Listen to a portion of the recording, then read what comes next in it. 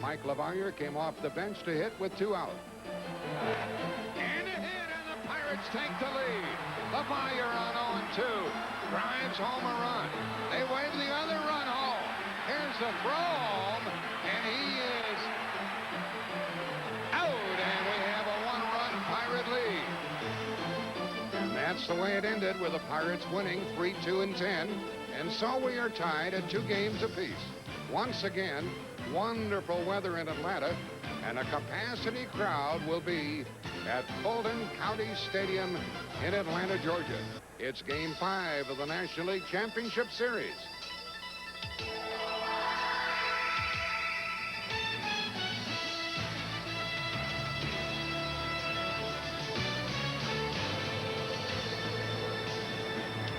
They are chopping away already, even minutes before game time. Not any different than last night or the previous game played here at Fulton County Stadium. These fans are with it, and this is one of the most unique scenes in Major League Baseball in a lot of years.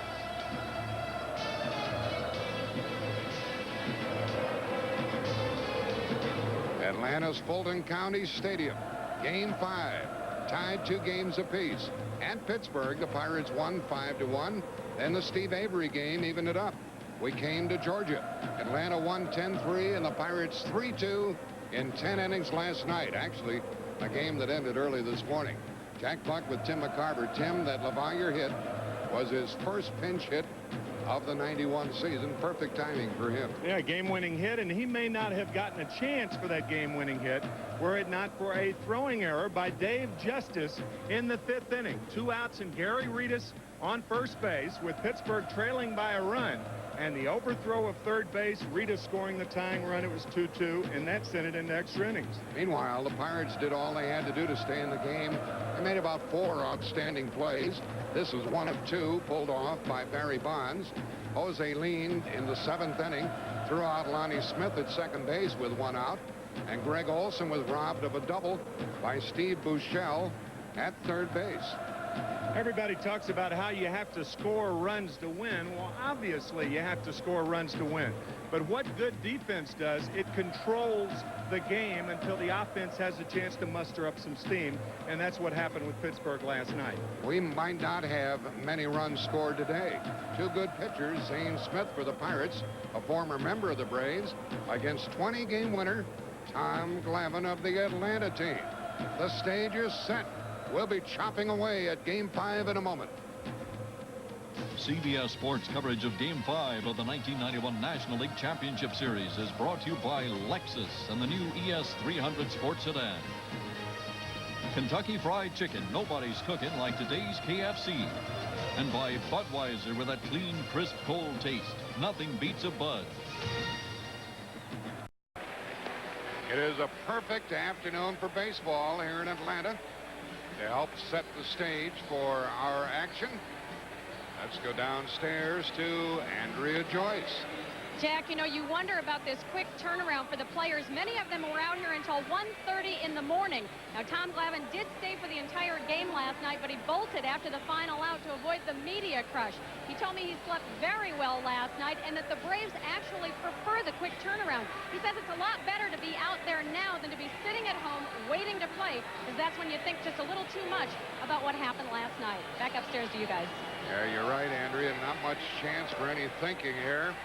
Tommy Glavine, a 20-game winner, 2-1 against the Pittsburgh team this year, but he lost the playoff game earlier. No surprises in the lineup for Pittsburgh, with Gary Reedus at first base, Jay Bell at short, Andy Van Slyke in center field, Bobby Bonilla in right, Barry Bonds playing left, Steve Buechele at third base, Don Slaught doing the catching. Jose leaned at second base, and the Pirates will pitch. Zane Smith. You are familiar by now with the defense of the Atlanta Braves. Lonnie Smith will be the left fielder. Ron Gann in center with David Justice in right field. Terry Pendleton at third base. Rafael Belliard at shortstop. Mark Lemke, the second baseman. Over at first, Brian Hunter. And behind the plate, Greg Olson. The crowd gets revved up. Glavine is set. Gary Reedus steps in, and whoever wins this game is going to have a little bit of breathing room in the playoff. The playoffs will continue as of Wednesday night in Pittsburgh. It will be a night game, and then Thursday if necessary.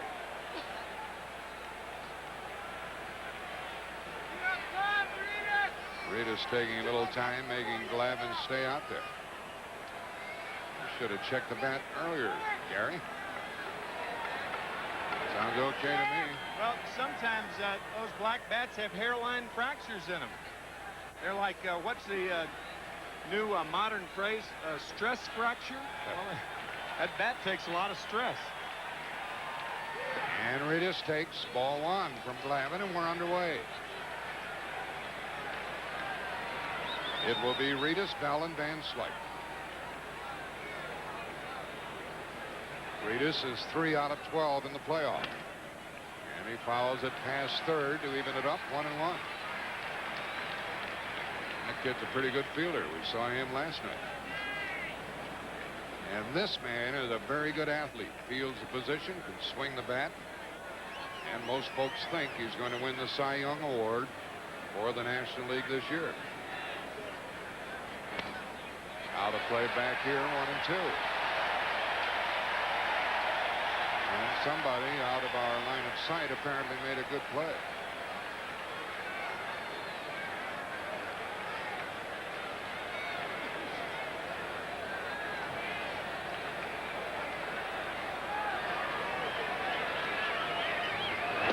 You're out. You're out. Ritas took a blistering pitch from Glavin. The first 3 pitches were all away. And look at Greg Olson. He sits inside to Ritas. Gary thought it was inside, but home plate umpire Bob Davidson punches him out. That's the way this one starts. Bob Davidson, the plate umpire. Bruce Fremming at first. Crew chief Doug Harvey at second. Frank Pulley at third. Dana DeMuth, the left field foul line umpire. Eric Gregg, after working the plate last night's in right field. Batter is Bell. He hits it high in the air, and it is chased by Justice, and he makes a good running play.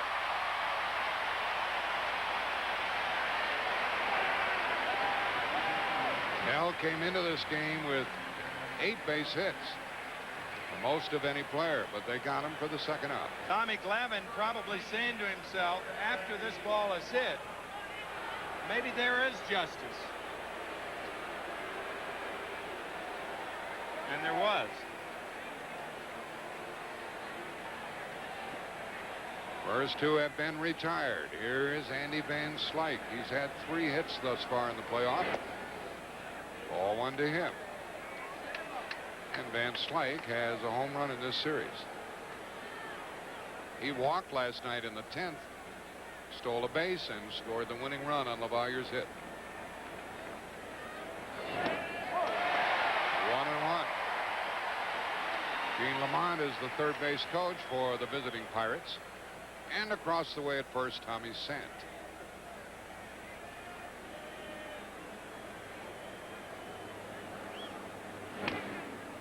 That sounded like he might have broken the bat on that one. At least it didn't sound good, and it's 1 ball, 2 strikes. Glavin on his way to an easy inning. Well, that's probably what he was saying in game 1. And with the count 3-2 to Andy Van Slyke, Glavin bent one, a curveball, and Van Slyke took him deep and gave the Pirates a 1-0 edge. He had to spoil that pitch. Glavin worked 6 innings in game 1 and allowed 4 runs and 6 hits, including the home run by Andy.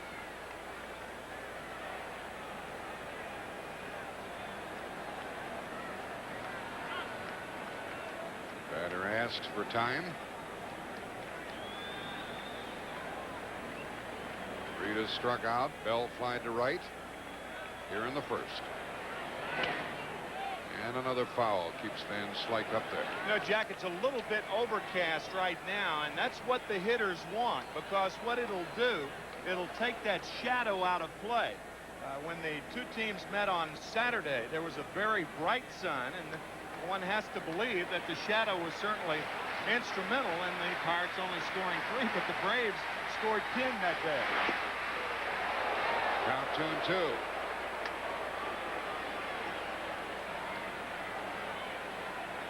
Slider missing low to Van Slyke.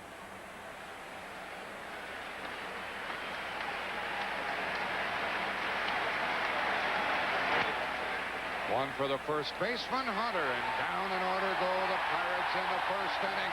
The crowd roars and the Braves come to bat.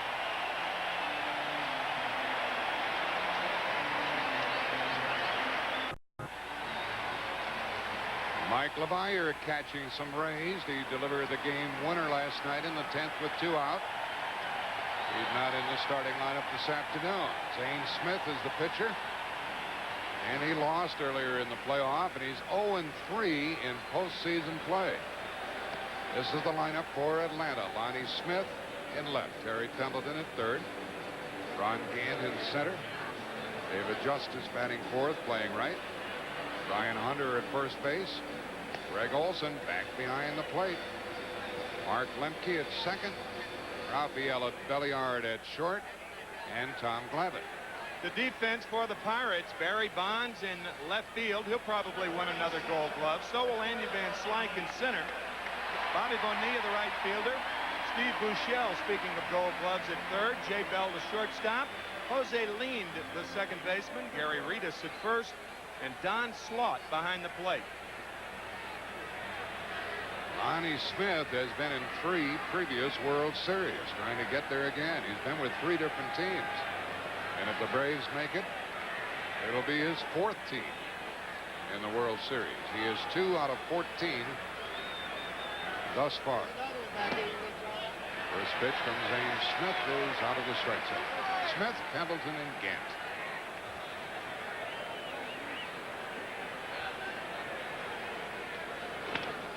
In the hole.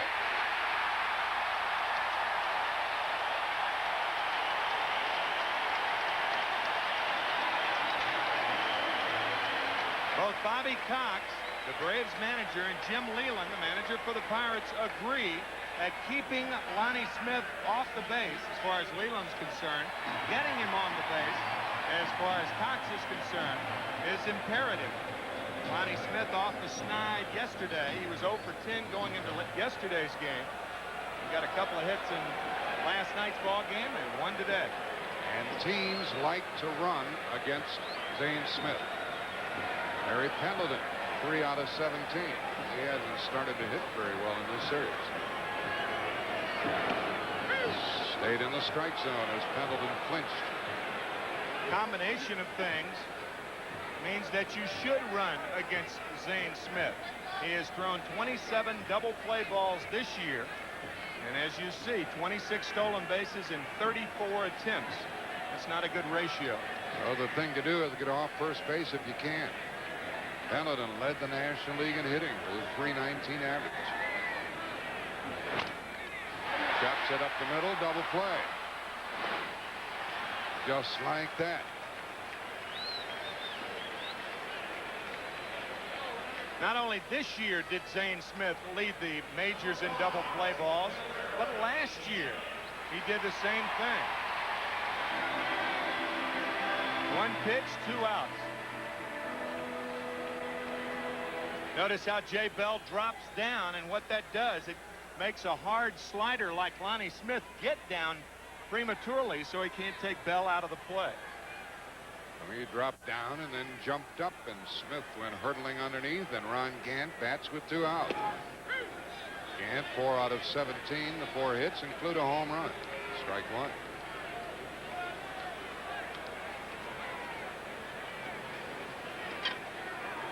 This young man hit 32 homers during the regular season. 1-1.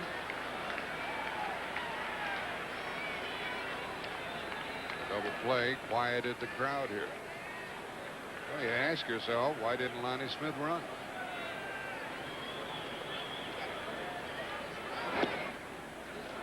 Two and 1.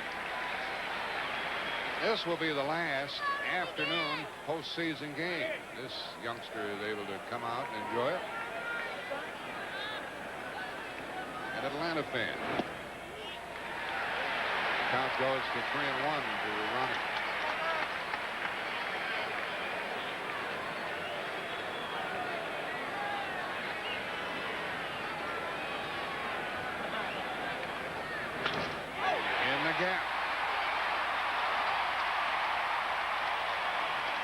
So 2 hits in the first inning.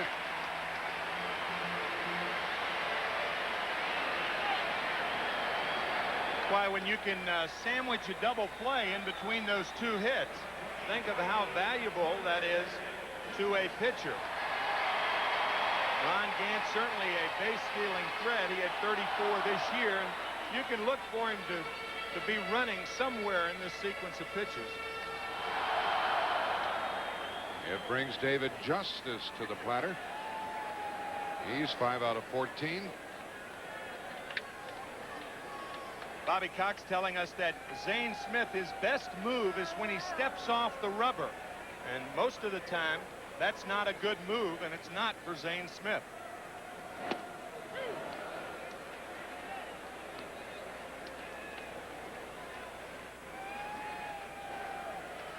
That's his move home, of course, and he does not have a good move to first base. He will step off the rubber with his left foot and throw quickly to first. And when a left-hander has to do that, that's not good. There goes the runner. Easy for Gant. Ron Gant stole 3 in game 2, all off this same pitcher. He's 1 shy of tying a National League Championship record held by Davey Lopes. You see Gant running. The minute that Zane Smith picks his leg up, Gant was running. He was 4 steps moving towards second base when Smith delivered. Terrific jump by Gant, and as Jack said, his 4th stolen base of the series. 1 shy. Also, Steve Sachs stole 5 bases in a series. The thing about Davey Lopes, he did it in a 5-game series. Now Zane Smith gets ahead of the left-handed hitter Justice, 1-2. A hit, a double play, and another hit and a stolen base. The 2-strike count, Justice will frequently hit the ball to the opposite field. Now Smith is just murder on left-handers. He has 2 areas to get a left-hander out. He can run the fastball inside on him, or he can throw the sweeping curveball.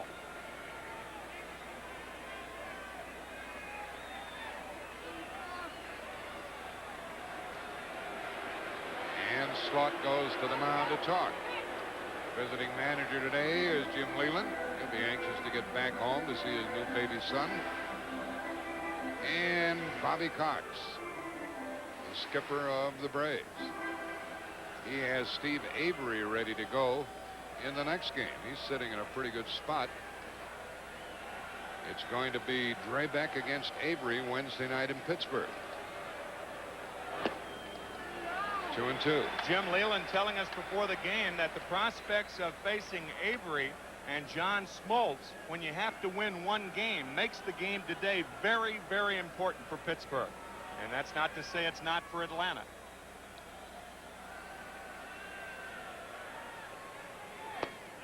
Ball 3 laid off and did not go around, according to Frank Pulley.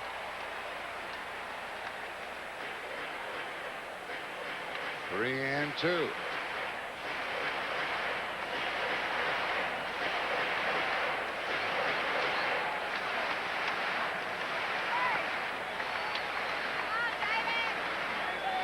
Runner at second, 2 out. First inning, no score. 3 and 2 to the batter. Oh, a strike on a borderline pitch, and Justice goes away howling. He hated that call. 2 hits for Atlanta, a double play, and 1 left. We have a scoreless first inning.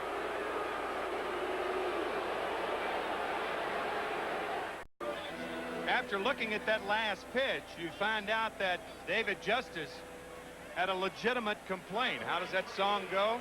It's easy to remember, but so hard to forget. Ron Gant says forget it. And there's Justice back out in right field as we go to the second inning and find Bobby Bonilla in the batter's box. He is 5 out of 15 and facing Tommy Glavine. That's the ball. Bonilla, Bonds, and Buechel.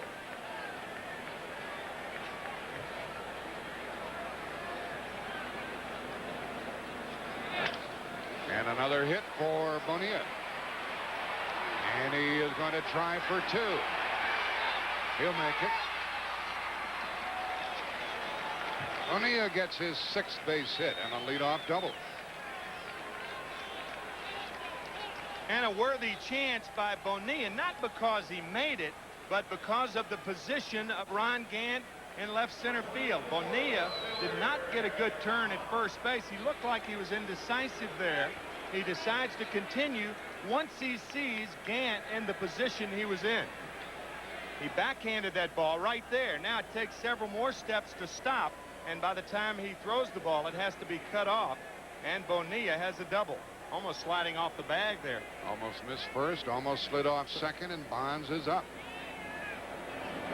Bonds has not driven in a run in this series. He's 3 out of 16. Well, what a wonderful hitter during the season with 25 home runs, 116 runs batted in. That's ball 2.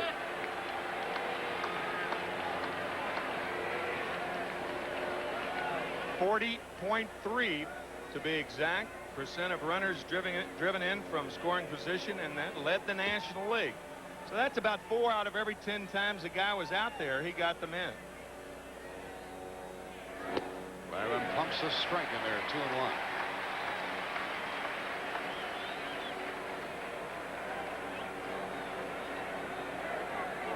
We pointed out before, even though he's a power hitter, Barry Bonds is up on that bat handle. You can see an inch or so at the bottom of the bat. Take strike 2.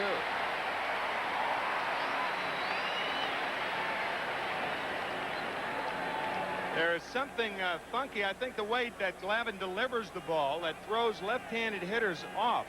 Right-handers seem to pick them up. That guy right there picked up a lot of pitchers when he was playing. Bobby Bonds. Low, 3-2.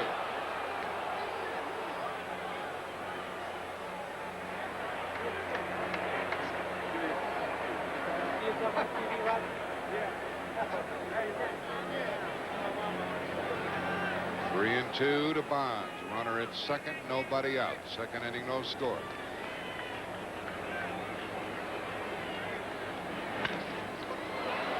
That's going to advance the runner, and how far is it going to go? Gant's going to get it.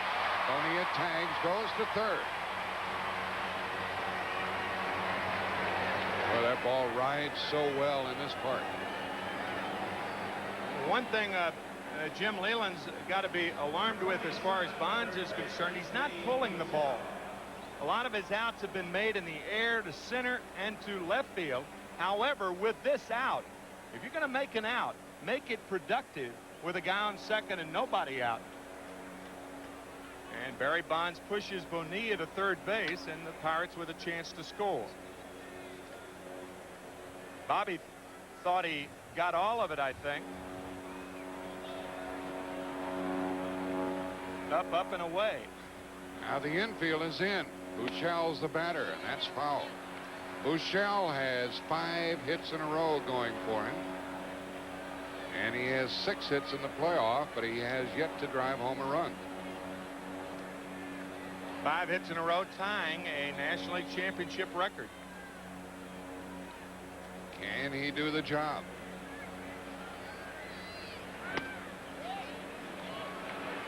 One ball, 1 strike. Gary Matthews, Will Clark with 5. Will Clark with that remarkable 1989 series, a series in which he was 13 for 20. The 1-1. 2 balls and a strike. This crowd's into it in every pitch, aren't they? You can hear them groaning and applauding.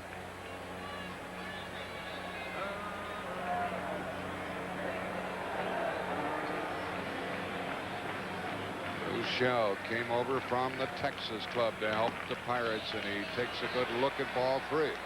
Pirates needed a third baseman. They traded 2 young prospects, one of whom Hector Fajardo, a good-looking young pitcher. and he'll be pitching for Bobby Valentine's club next year down in Texas.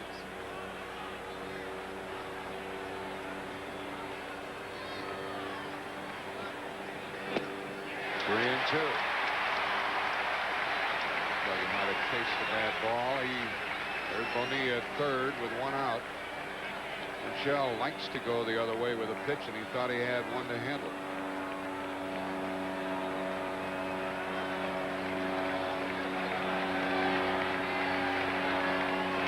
What a big out. What a big out. Second strikeout for Glavine.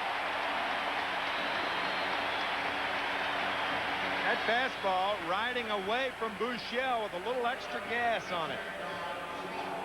Glavine put the pedal to the metal on that one, and that was a big strikeout for Tommy Glavine.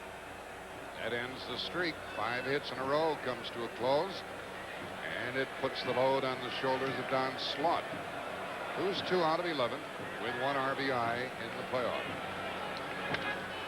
And that should be handled by Justice. No score after an inning and a half.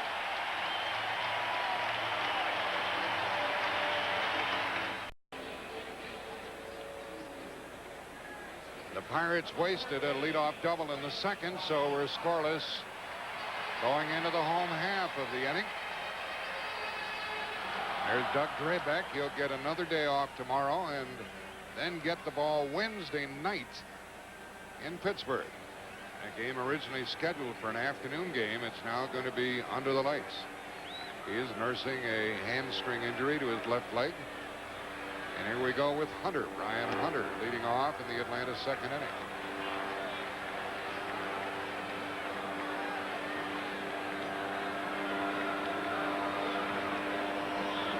Hunter 3 out of 11 in the playoff.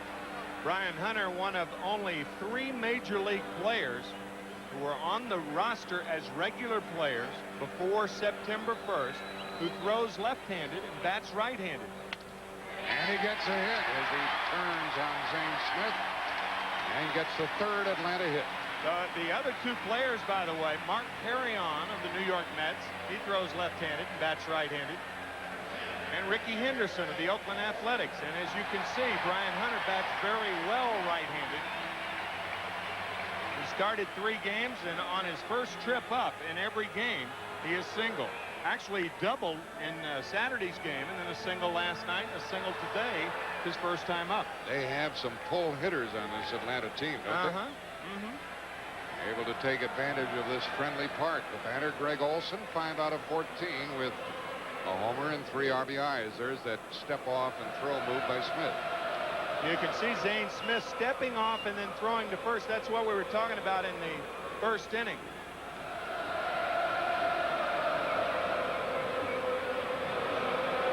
Talk about pull hitters, though. That could go against the Braves if they try to pull the ball against Zane Smith. That's how he gets all his double plays, with right-handers trying to pull the ball. Olson, strike 1.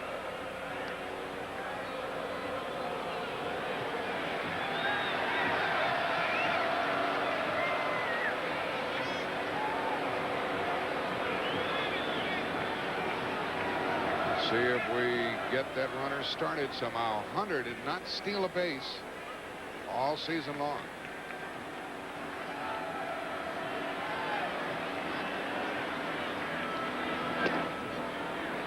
One ball, 1 strike to Olson. Coaching staff of the Braves talking about the instincts of Brian Hunter. His instincts on the bases are terrific. He's a good outfielder. He knows how to play the game. He's not a fast runner, but he's a good base runner because of his instincts.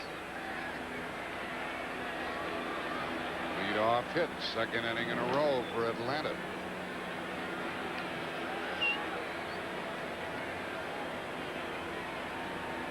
Reason that Smith doesn't have a good move. It's too true. There's no deception there.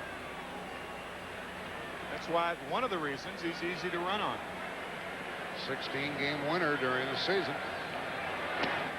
Trying to win his first postseason game. 2 balls and a strike. And Zane happy that he could drive to work today. He lives in Stone Mountain, Georgia. used to pitch for the Braves. Stone Mountain, I guess about 30 miles from the heart of Atlanta. A fine entertainment park there.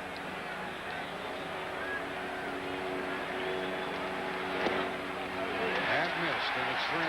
Smith doesn't walk many. Only 27 walks during the course of the season. Lowest ratio in the major leagues, a little more than 1 every 9 innings, 1.14. So he'll throw the strike here.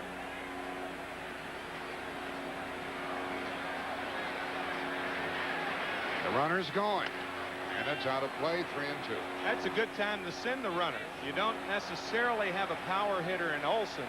You have a contact pitcher in Zane Smith. You just mentioned he doesn't walk a lot of guys. You're probably going to get the ground ball.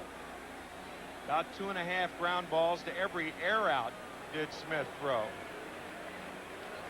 So Brian Hunter making sure that Smith went home, and he did, and Olson fouls it off.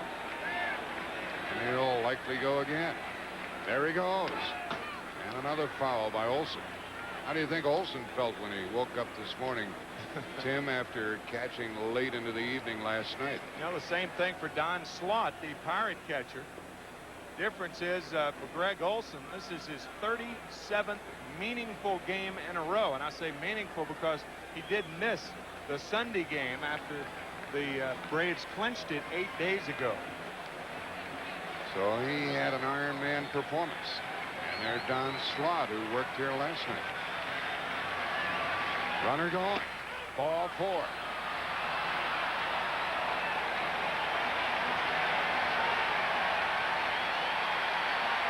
notice Don Slaught threw it anyway, and the one thing a catcher wants with a count 3 balls and 2 strikes on a hitter, he wants a quick call from the umpire. If that ball had hit Greg Olson, I mean, that ball's in play. Hunter could have gone somewhere, and I'll tell you, he came very close to hitting Olson as Greg was going to first base. So Slaught and the Pirates are in a second inning jam. They gave up 2 hits in the first inning, a single and a walk here in the second. Nobody out for Lemke. He might be bunting, but you doubt it.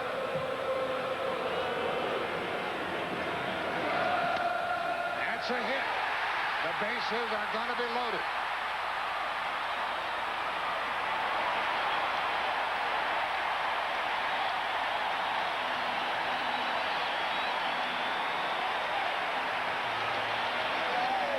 Lemke's 3rd hit of the series, and this is the way for right-handers to hit Zane Smith. If he wants to throw the sinker away, you hit it away. In game 2, this is exactly the situation that was in the second inning as the Braves had the bases loaded, nobody out, with Rafael Belliard, the pitcher and the #1 hitter, coming up. Second inning, bases loaded, nobody out, and the same guys coming up. Jim Leland goes to the mound as the fans root the Braves on. There's Jane Fonda with a double chop. And Ted Turner, the owner of the Atlanta club. Now that. Chop cam.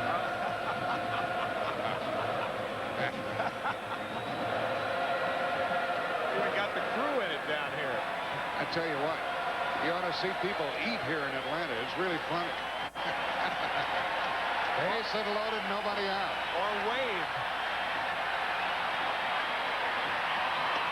And ball 1 to Belliard.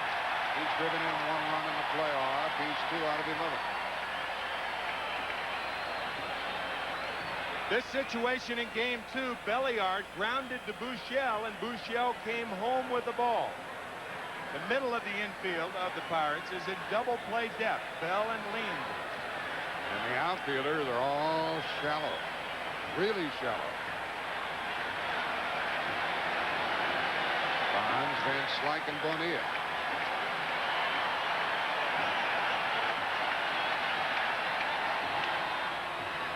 One ball, 1 strike on the foul ball.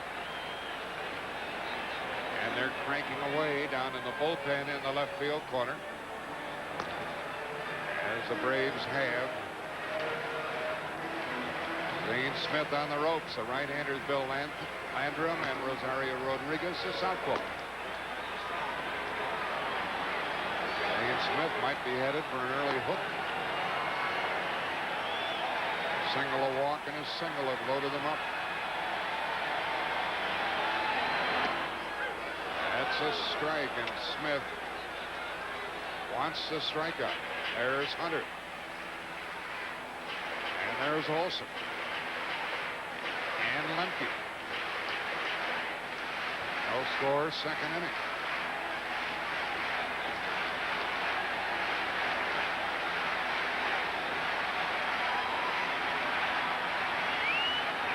Belliard strikes out for the first out here in the second. And the second strikeout for Zane Smith. Looked like a high fastball away to Belliard. Yep, up in the strike zone. Bobby Cox has seen this scenario when the Braves failed to score the other night. And you may see him do something different now. You don't ordinarily squeeze this early in the game.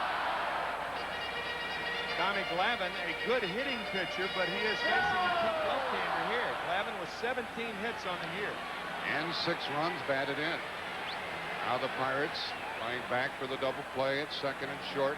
Outfielder still shallow. And ball 1. The one odd thing about Glavine this year, he was 7 for 21 against left-handed pitching. That is very strange for a left-handed hitting pitcher. Very strong. Jimmy Williams talking with the runner Hunter. As Tim mentioned, there's a half a chance for a squeeze play here. Maybe. That ball is foul.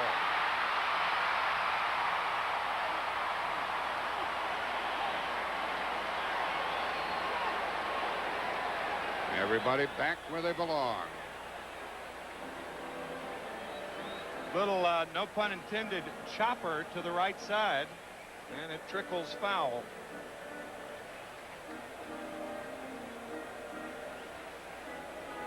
See, it hit the cutout right there. That ball may have stayed fair on the AstroTurf. Smith was happy to see the ball go foul, and the count is 1-1 on Glavine. Here's chop school going on up there. Baby chop. That's out of play, and that's strike 2. And they low bridge the coach, Jimmy Williams, at third. Atlanta wasted 2 hits and a stolen base in the first. They have the bases loaded. There were none out. There is 1 out.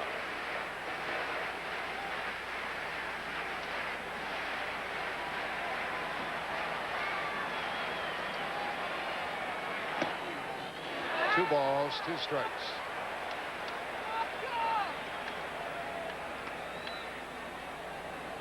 Barry Bonds looks like he's playing deep third in left field. He's right near the line.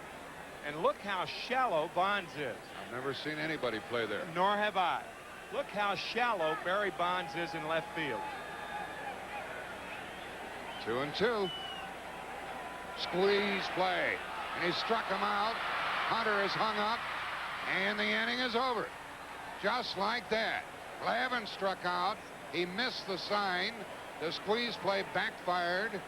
And Atlanta fails to score. The third strikeout for Zane Smith. The 2-strike squeeze play, and it backfired. Glavine strikes out. Now, we talked about instincts of Brian Hunter earlier. Watch what Brian Hunter does when he's tagged out. He tries to grab Don Slaught. And by grabbing Slaught, it would have been interference and Hunter would have scored. Those are the instincts we were talking about. Slaught was smart enough to get out of the way. Right. Scoreless after 2. You gotta be kidding. Sports coverage of Game 5 of the 1991 National League Championship Series is brought to you by Toyota and their quality line of 1992 cars and trucks. Toyota, I love what you do for me. Today's Duracell, the copper top battery. And by Dr. look at the pitch that Tommy Glavine had to bunt off Zane Smith. A nice pickup by Don Slaught, the catcher, on the short hop. The squeeze was on. Now watch Brian Hunter try to grab Slaught. And as you said, Jack, a very shrewd play on Slaught's part to get out of the way. That's what you're supposed to do. But if you stay in the baseline without the ball, that is interference. Jose Lean leads it off in the 3rd inning. Boy, that was a goofy play. It was an odd call. I agree. Even if Glavine strikes out, you still have Lonnie Smith up with the bases loaded and 2 outs. But that was one of the chances. There's Hunter trying to grab Slaught once again, and Buechele makes the tag. Lean guides 1 foul, 1 ball, 2 strikes. Jose is 2 out of 14 in this playoff. Same thing happened in game 2. In the 2nd inning, the Braves with the bases loaded and nobody out, and they failed to score. Same thing here. Lean has struck out an unusual number of times here in the series. And he becomes the 3rd victim for Glavine, giving us some very beautiful pictures as airship Shamu, the goodwill ambassador for the SeaWorld parks. Shamu is based in Orlando, Florida. And I imagine a good percentage of these folks have visited SeaWorld in Orlando, not too far away. Zane Smith had 10 hits during the year. 0 for 2 in the playoff, and you wouldn't expect him to do anything against Glavine. And the Braves have wasted some chances in the early going. Strike 2. Pittsburgh carrying 11 pitchers on their roster, and if they run short of players, Zane Smith would be Jim Leland's pinch hitter.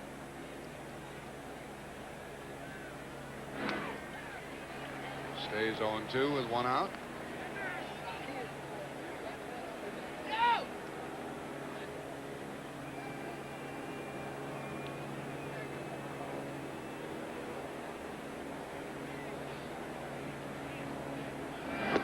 Four strikeouts for Glavine, and let's learn some more from Andrea Joyce.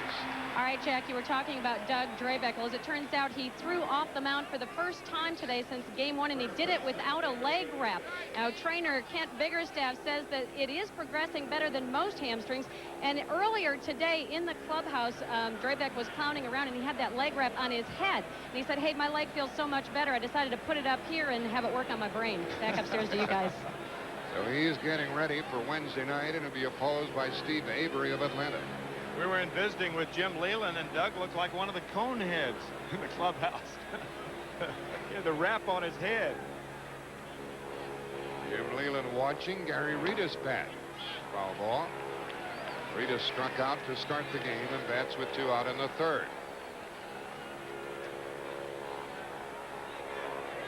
General manager of the Pirates is Larry Doty. Made some good moves this year and helped get his team in postseason play. Big acquisition of Steve Buechele. That really helped. Just like Zane Smith last August, the Pirates needed a 3rd baseman with Jeff King and John Wayner down. To the shortstop, Belliard. That's it for the Pirates. We'll return to Atlanta Fulton County Stadium after this message and a word from your local station. Nice hour for a siesta at the ballpark if you don't really care who wins, and I don't think she does. She is content. And we head into the bottom of the 3rd inning. You ever play that little game and say, well, what if I haven't just made it out? Let's see what Smith would have done with the bases loaded 2 out. Oh, sure. You can always do that, and not that it's relevant, but you can certainly do that. Tommy Glavine bunting through a 2-strike pitch for the strikeout, and Brian Hunter being trapped off of 3rd to end the 2nd inning. So the Pirates have pulled off 2 double plays and bailed Zane Smith out of a couple of jams. Of course, the strikeouts didn't hurt the Pirate left-hander.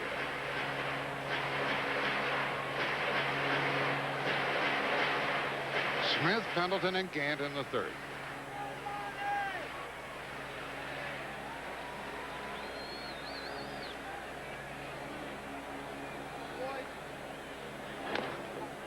to the third baseman. Fair ball and 1 out. We've asked Steve Avery if he was looking forward to pitching on Wednesday night, Game 6.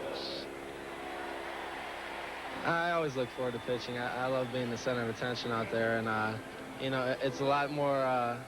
I'm a lot more calm pitching out there than I am watching the game. And here yesterday, I thought I was going to rip my hair out. So, you know, I enjoy being out there when the game's on the line, and I think anyone would.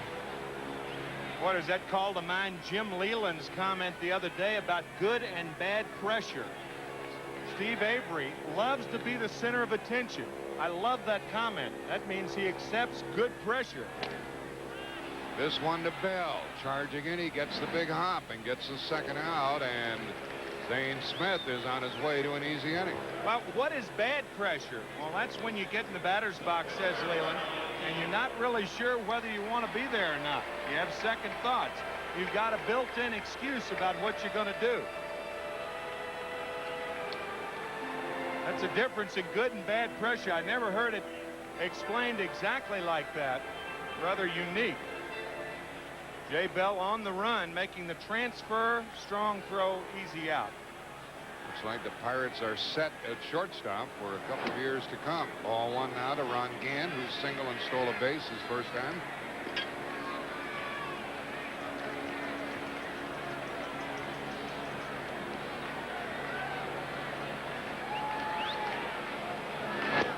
Four in a row retired by Zane Smith.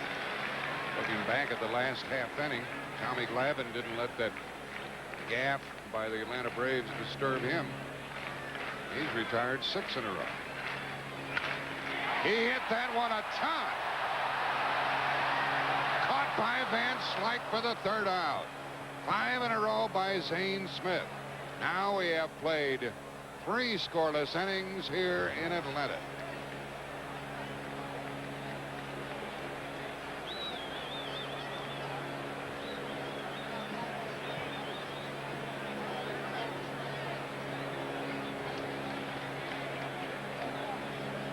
He thought he had something, didn't he? Toyota presents. This game summary is sponsored by Budweiser. Atlanta loaded the bases in the second, didn't score. Tommy Glavine is retired 9 of 10 and 6 in a row, and Bonilla has the only Pirate hit, and he'll bat in this inning. Bell leading it off, 4th inning, no score. Ball 1 from Tommy Glavine. An unusual batting style of Jay Bell. Said when he was in the little leagues playing little league ball, he idolized Steve Garvey. Garvey had a similar style. There's a hit for Bell. That's his 9th of the playoff. And that has stuck with Jay, that hitting style, not only the finger movement but the flat bat. So Jay Bell, one of 2 Pirates who hit with a stance that has that flat bat right there, and there's that Steve Garvey hitting style that Bell continues to emulate. Pretty good guy to emulate, I'll say. And now Jay has more hits than anybody in the playoff. That was number 9, and Van Slyke grounded to first his first time.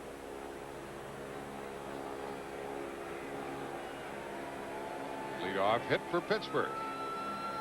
Second time they put their leadoff man on base.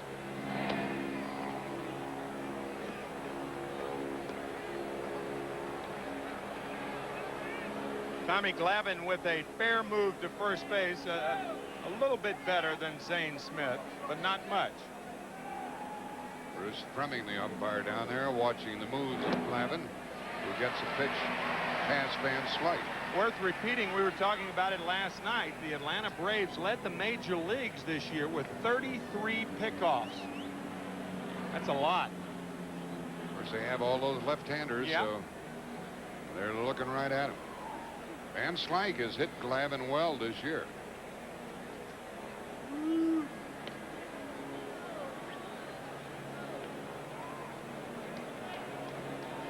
And he has 3 out of 15.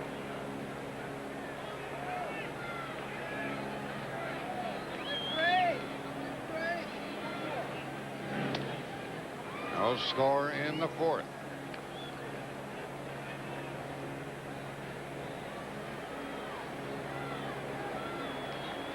That's common when a left-hander goes to first base. Part of their deception is to look home when they throw.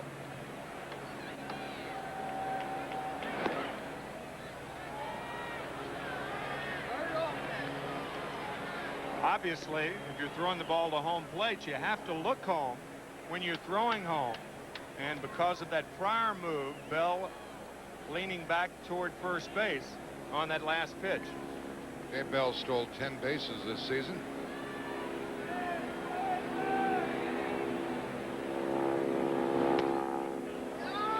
Low and ball 2, 2-1.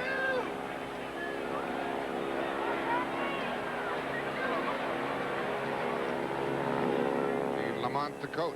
And Andy Van Slyke with his left hand going through that circular motion to tell Lamont to do it again. So something may be on. An ideal count on which to hit and run. Runner not going. 2-2.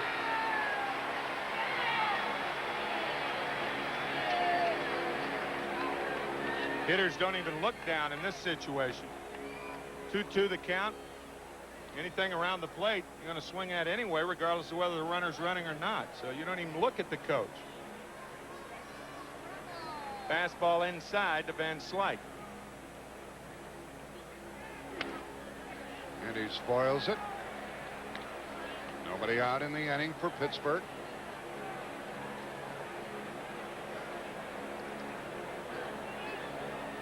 Signs of the times. These Pirates go home after the game, and the Braves wait until tomorrow to travel to Pittsburgh. Fastball away. Right.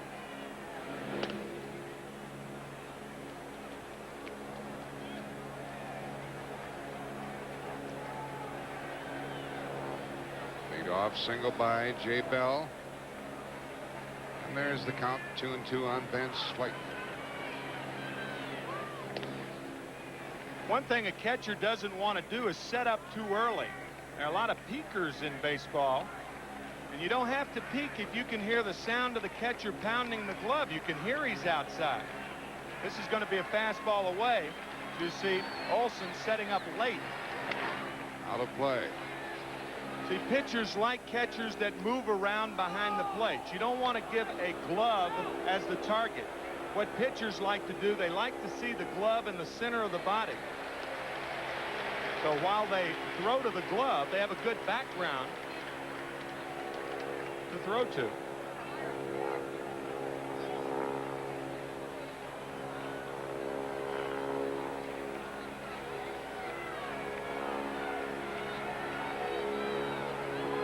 Lavin has allowed 2 hits. He has struck out 4. Well hit, but Gant is there, and that's the first out of the inning. Bad break for Andy Van Slyke. He hit that ball on the nose.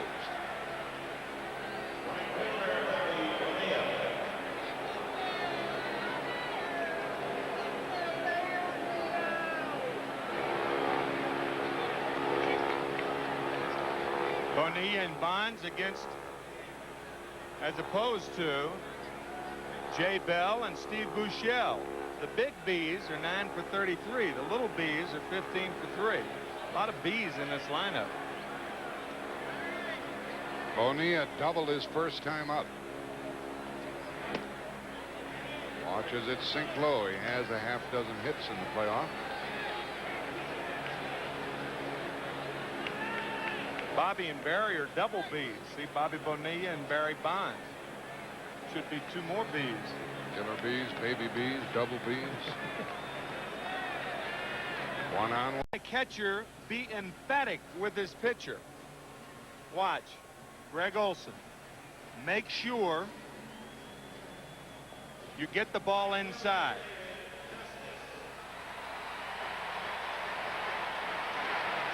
And he throws it right down the middle of the plate. Shows you how much they listen. Look at the neighborhood play by Mark Lemke. He was in the area code. He's in the county. Yeah. That's the county play instead of the neighborhood play. Lemke coming off the bag, but usually second baseman and shortstops are allowed to cheat at second. Here's the pitcher covering, and a low throw. Justice will end up at second.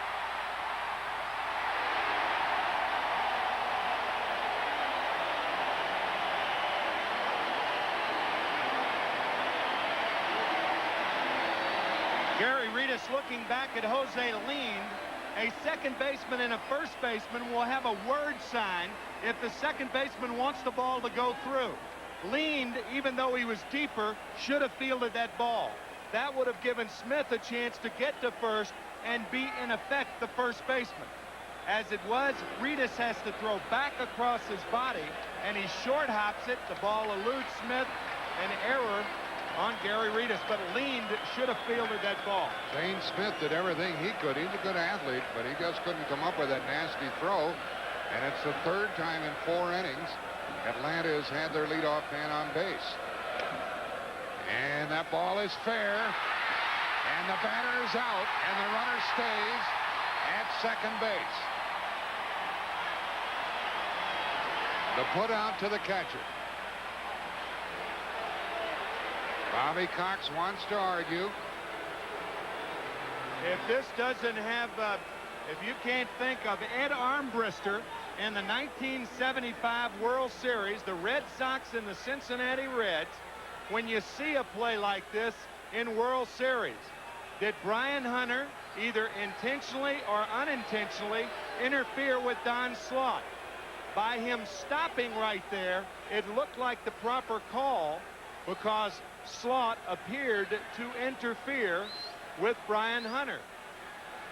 And coincidentally, we have Ed Montague to call it for us. Boy, you come in handy in this series, I'll tell you. Not a lot. We have a play where it's called incidental contact. However, the runner has to start running, and you know, where you get a catcher and a runner. If you can see this, Brian Hunter stops. He doesn't give this catcher a chance to make a play on it. He's got to continue to run. So therefore, it's not incidental contact. We've got interference. Is that the way you would have called it? I hope so. Yeah. What if Eddie, then he runs initially out of the box and then makes contact with Slaught? Then we have incidental contact. Whether it's intentional or not. Whether it's intentional or not.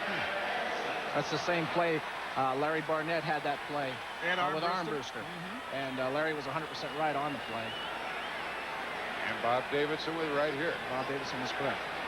He did not give Slaught a chance to field this ball on that play. Well, the runner is still at second, 1 out, and Greg Olson, who walked his first time, takes ball 1. Ed Montague with us throughout the playoff here to define some of the calls by the umpires.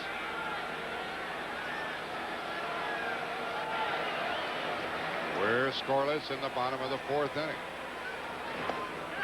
And a strike, 1-1. He went around. Ed, you're going to be working the World Series. Yes, this is my second World Series. I worked the '86 series with Boston and New York. It was very exciting. I hope this is just as exciting. Atlanta Braves continue to squander their chances. They did it at 2 double plays. Pickoff play, but Justice gets back.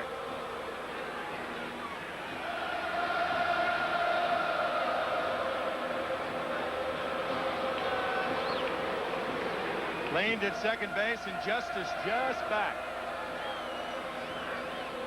Well, that was a big play for the Atlanta Braves and for the Pittsburgh Pirates. That incidental contact. David Justice didn't move, but he would not have been able to advance a base because the play is dead on that interference call. Now Jim Leland trying to keep this game scoreless in the 4th.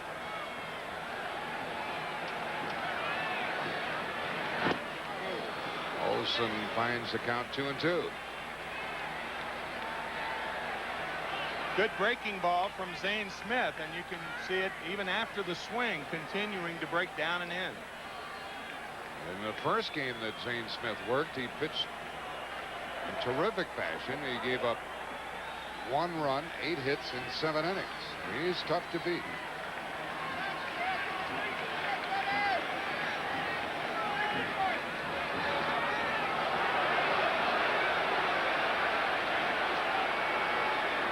Our time on the air Wednesday night is 8:30 Eastern Time for Game 6.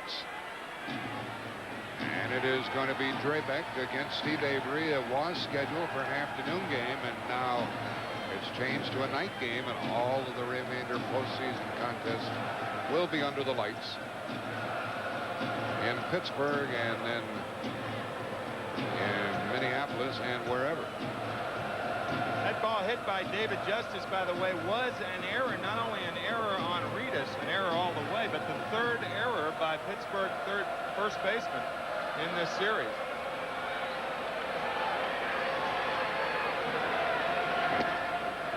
Olson takes ball 3.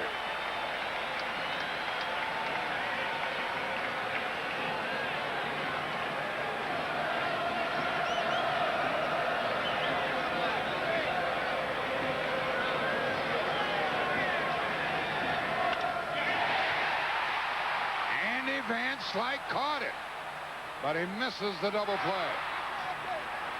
And Slyke, now do they say he caught it or trapped it? Now they say, what's the call? Looked like he caught it, and Bobby Cox has got to talk about a guy getting his work in. Bobby Cox with those bad knees. Greg Olson complaining. The call was made by left field umpire Dana DeMuth. It looked like he caught the ball. We'll see. I thought he caught it.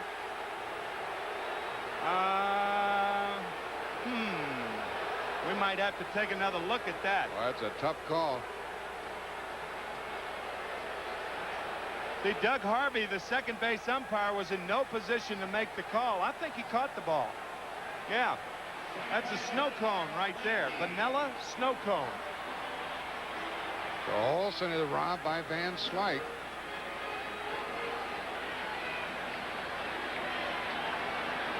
Greg saying no catch, but Dana DeMuth, the left field umpire, right on the ball. And now, as far as the Braves are concerned, it's up to Mark Lemke, who singled his first time up. See, Doug Harvey has to, that would normally be Doug Harvey's call.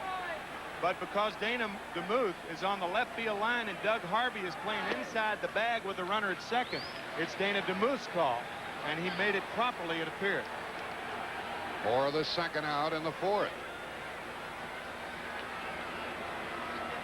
Lemke drove home only 23 runs this season. And that's a hit. And we've got a play. Bonds can throw, but he double pumps. 1-0 Atlanta. But I think he missed third base. He missed third base, and they're going to call him out. They step on third. Out is the call at third base. No run. The inning is over. Here it is right here. Justice stepping in front of the bag and over the bag. But he continues. The throw by Bonds. Bonds had hesitated. Look at the play by Slaught. And Justice is in there, but obviously because he missed third, he's out. What a bizarre inning that was.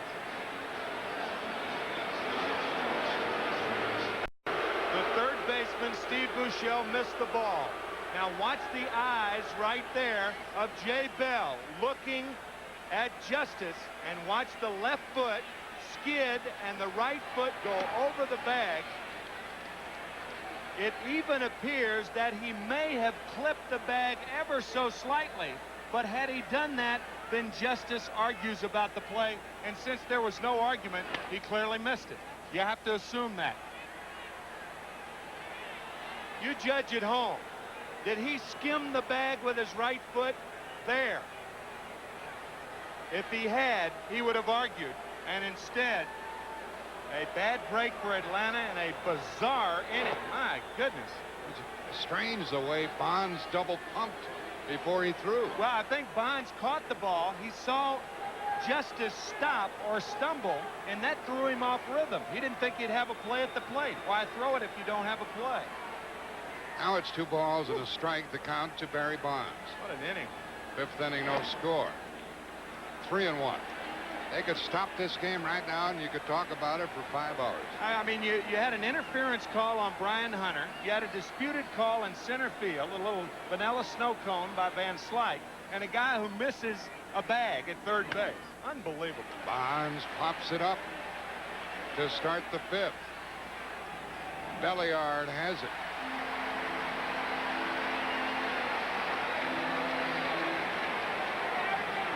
See, we talked about a vanilla snow cone. There it is right there. That ball is lodged in the webbing of Andy Van Slyke's glove. It's between the fingers. You better get a new glove. It looked like it almost came out. I'll tell you, only a new glove would be able to catch a ball like that. Those big gloves that they use in the outfield now, like a cesta. They use in highlight games. Buechele looks at strike one from Tommy Glavine. You take the interference call, missing the base, the 2-strike squeeze play. Man, crazy. Raising scoreless in strike 2. Buechele has 7 hits in the series. Tied a record with 5 in a row. But fanned his first time up here.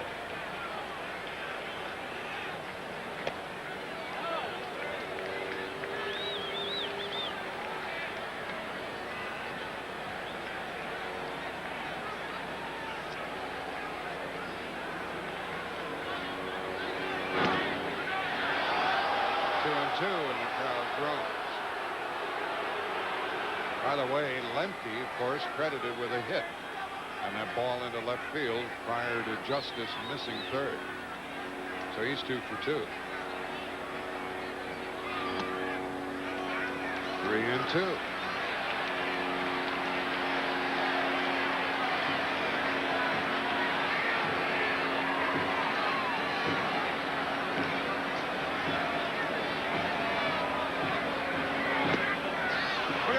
To Buechele. We're going to take one more look at Dave Justice and try to determine whether he may have ever so slightly skimmed over the bag. While we were away, we thought we saw a little dust come up from the top of the bag. Here it is right here. Now you see that dust right there coming up? Right there. That was where the dust came up. Right there. But I mean, it may have been so light that he didn't know he hit the bag. Otherwise, he argues a lot. And he didn't, and so you have to assume that he didn't touch the bag. Tim, how many plays have we had at third base in this series? Oh, yeah, third base is first base as far as we're concerned. I mean, it's been the main base during this series. Batter's Don Slaught flied out his first time. 1 on, 1 out, and strike 1 to the Pirate catcher. Buechele running the bases, and he is not a big base running threat. That was the first walk by Glavine, who has struck out 4.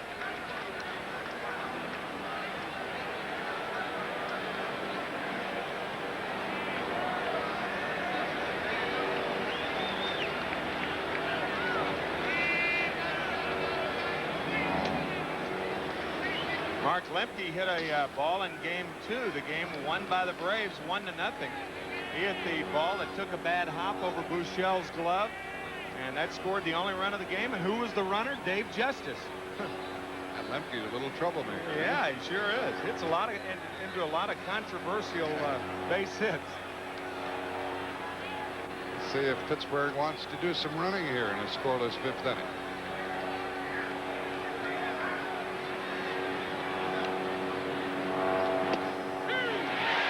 Strike 2 to the batter.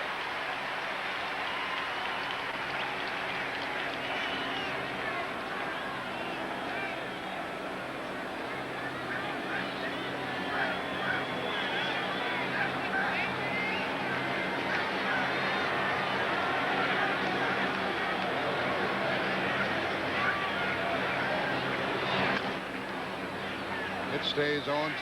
This game as dramatic as last night's affair. That's an error on the ball, boy.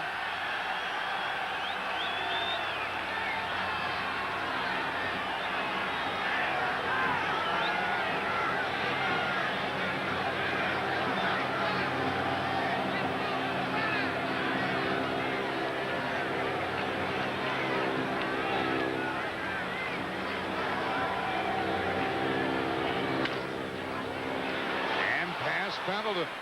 2 on and 1 out. That ball came up on Terry. Naturally, the third baseman.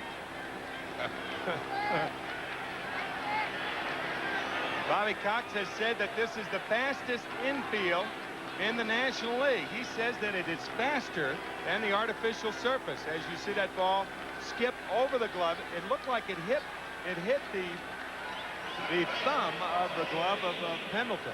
But it's going to be scored a base hit and should have been. Now Jose Lind could make his presence felt. 2 on, 1 out. He is 2 out of 15. That's all, with 2 runs batted in. Pretty good opposite field hitter.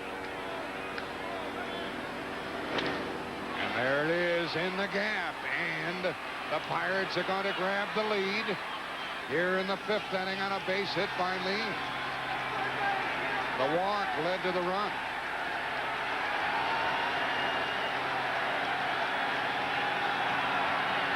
Talked about it a little bit last night. When you have a walk on first base, then you get a couple of hits, it's almost like you have given the team an opportunity to score. It's a gift. You don't have to earn it. And the guy who didn't earn it, Steve Buechele, scores the first run of the ball game. And he did not miss third. We saw that. That's right. And however, it is an earned run. So it's Pittsburgh on top here in the 5th. Now we'll see if the Braves will put the rotation play on. The guy giving the signs, Terry Pendleton, the third baseman.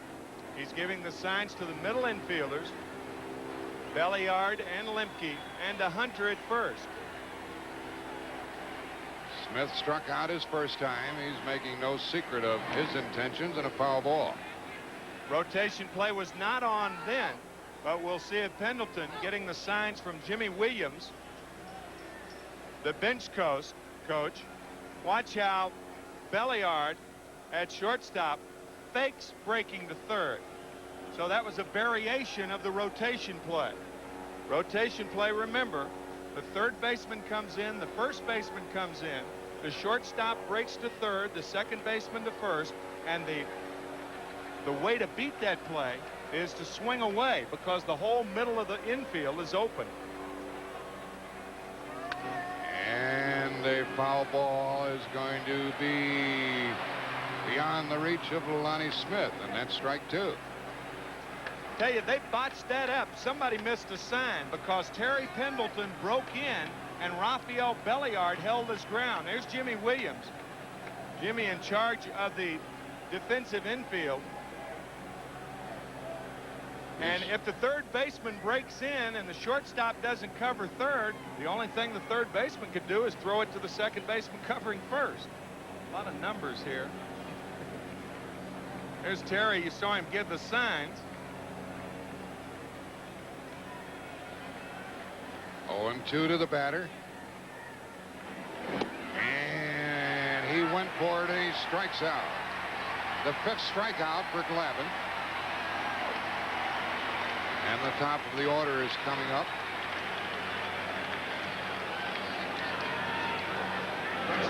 Tough pitch right there. Had he made contact, he would have been out anyway. He's way out of the batter's box. Look at his left foot. You can't be that far out of the batter's box. Watch the left foot of Zane Smith. This is a wacko game so far.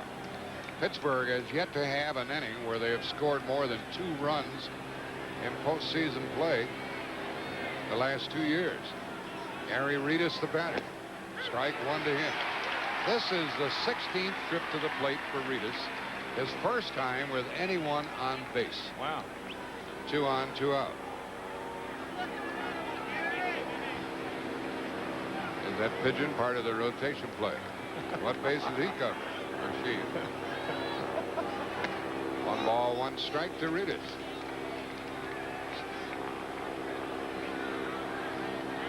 Pittsburgh has taken the lead here in the 5th. The walk to Buechele, base hit by Slaught, and the RBI single by Lind.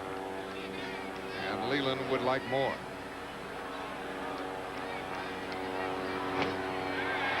One and 2.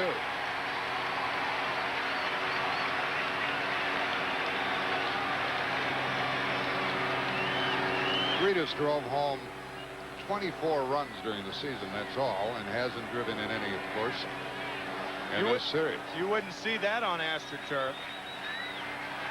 Oh. 2 on, 2 out. And 2-2. Nervous time here for the Atlanta fans.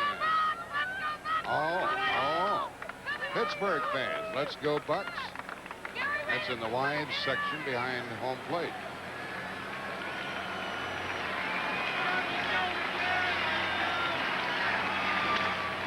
To the shortstop, Belliard. Force out in the inning over. It's a 1-run inning for Pittsburgh.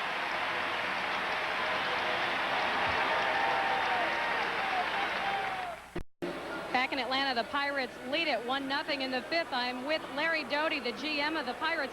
Before the season started, people wondered if you could repeat as division champions. You lost a couple of players, off-the-field distractions. What was the key to returning to the playoffs? I think the fact this ball club played consistently through the year, that we only have one long losing streak and pretty much played even keel baseball. We won 98 ball games, and they just were very much consistent every time we went out there. You're in a similar situation this year with Steve Buechele as you were last year with Zane Smith. What kind of an effort will you make to sign Steve Buechele? Well, we'll take a strong approach to that. Steve has been a very credible player for us since we acquired him from Texas on September the 1st or August 31st, and he's done a brilliant job for us at third base and has contributed a lot with the bat, so we're very much interested in looking at that. How about Bonds and Bonilla as you look ahead? Well, Barry is not eligible to become a free agent this year, so we'll work with the normal processes. I spoke with his agent a little bit. We've talked. We have something, I think, maybe that would work. In Bobby's case, it may be that he wants to investigate that whole market and see what's there. You haven't been too emotional as you've been sitting here watching this exciting game, but we've had a couple of very interesting innings. Well, I guess that's the experience of getting honed into the ball game and just being an observer and evaluating what's going on. Well, the evaluation looks like it's pretty sophisticated. Can you tell us what you're doing here with your stopwatch and your pen and your charts?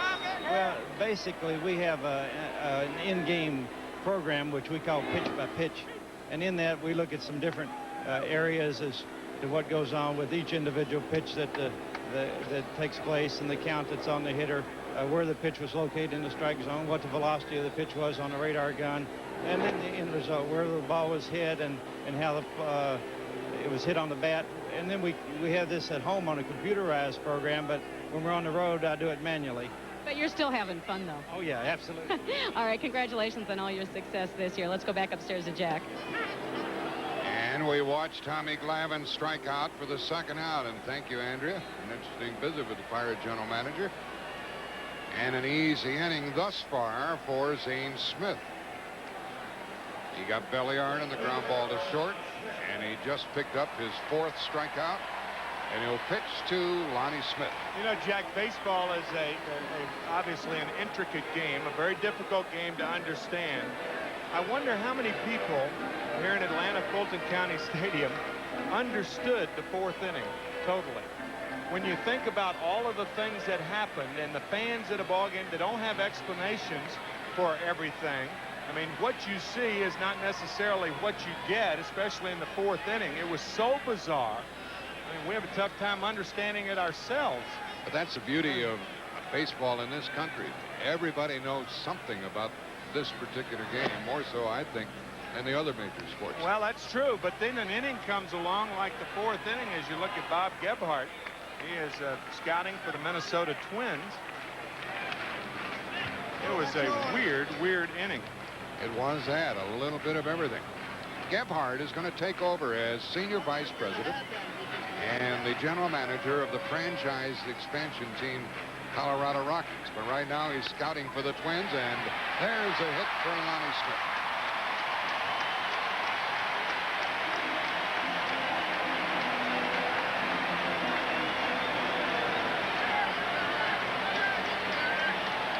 Fourth hit of the day for the Braves.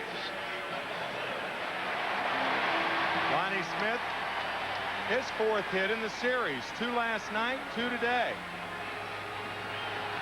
Smith, a base running threat, a base stealing threat, but not as much as he used to be. Nice try by Jay Bell off his glove. And Lonnie, a threat to run against Zane. With Pendleton the batter, and Terry hasn't hit very well at all. 3 out of 19 in this series. He wasn't going to bunt. I think he was just showing it, try to get that third baseman in a bit.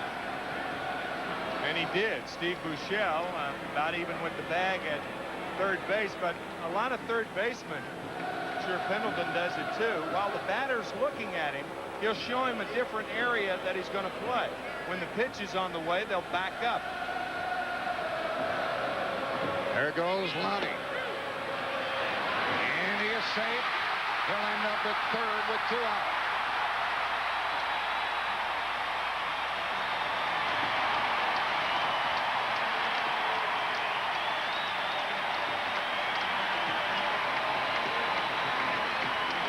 Watch how a hitter can aid a runner at the plate. You might say how? Well, that keeps, by putting the bat over the plate, that keeps the catcher behind the plate. He can't come out to throw. The ball goes into right center. First stolen base of the series for Lonnie Smith, and a throwing error on Don Slott. But give an assist to Terry Pendleton. It is very difficult to throw with that bat over the plate. You can't come out of there when you do it. Second error of the game for the Pirates. Tying run at third, 2 out. And the count goes to 1 ball, 2 strikes.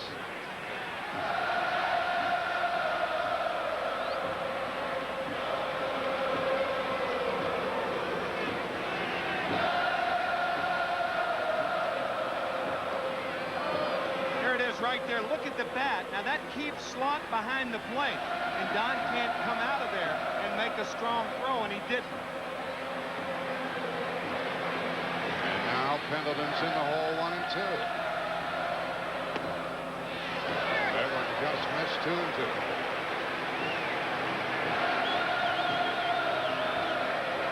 Looked like Zane Smith wanted that call.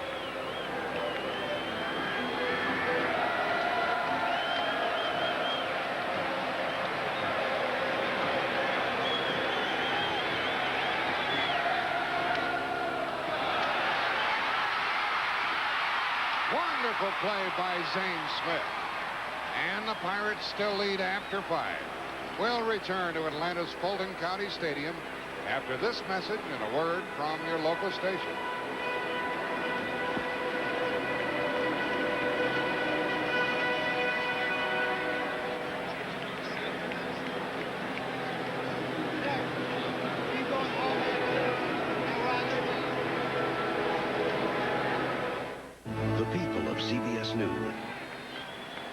Jack mentioned earlier that Zane Smith, a terrific athlete. Look at the athleticism involved on this spin move by Smith to save a run.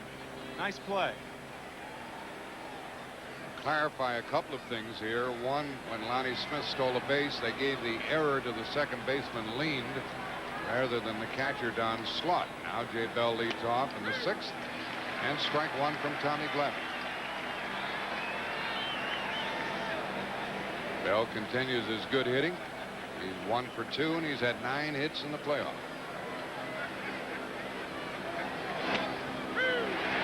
Strike 2. And earlier, when Justice missed third base, they call that a continuation play because time had not been called, so it's not really an appeal play. But they did appeal the play at third base. Semantics all you're dealing with. Had time been called and the pitcher towed the rubber and stepped off and then thrown to third, it would have been an appeal play. Bell leading it off. And the count stays 1 and 2. It'll be Bell, Van Slyke, and Bonilla here in the 6th.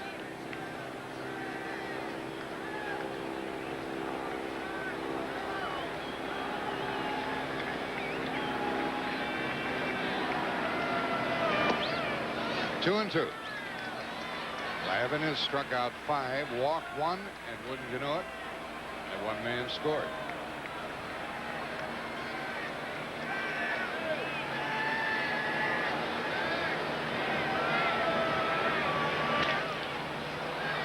To the left fielder, Lonnie Smith. Well, no matter who wins this playoff, the first game of the World Series will be Saturday. Game 1 at 8 p.m. Eastern Time from Minnesota. And our Game 6 will be Wednesday night at 8:30 Eastern Time. Earlier it was listed as an afternoon game. Now that Toronto's been eliminated, and this is the only playoff going, it will be a night game Wednesday in Pittsburgh. And Slik is 0 for 2.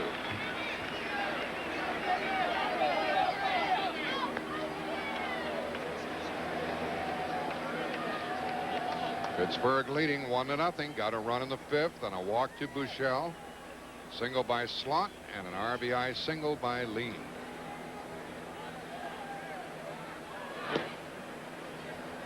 One and one to the Pirates center fielder.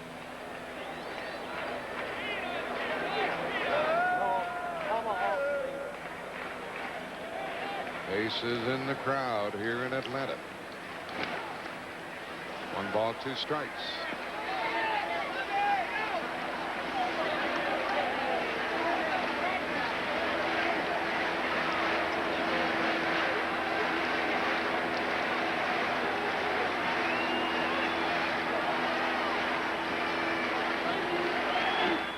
Two and two.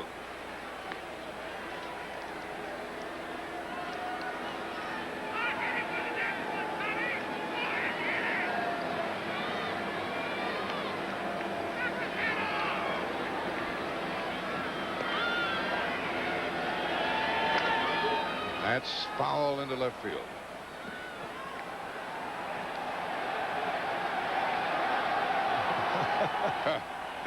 Doing the tomahawk chop. The pilot's of airship Shamu. Have the best seats in the house. We have one pirate and one brave. That's the way it ought to be.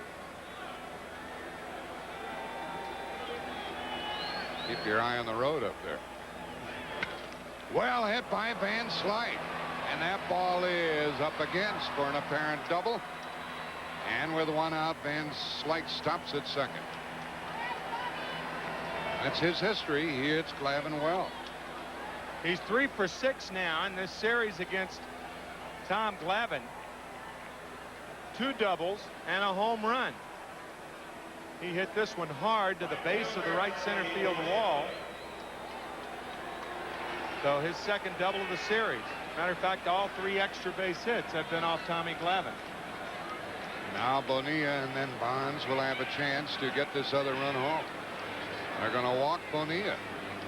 Well, what about this? Now that adds to the bizarre situation here in this ball game. How many times in a league championship series do you walk the hitter in front of last year's MVP and maybe this year's MVP? Maybe. But because he is going so poorly, and not only this league championship series, but last year's as well, they're walking Bonilla to get the Bonds. Well, what a challenge for the young Pirate outfielder.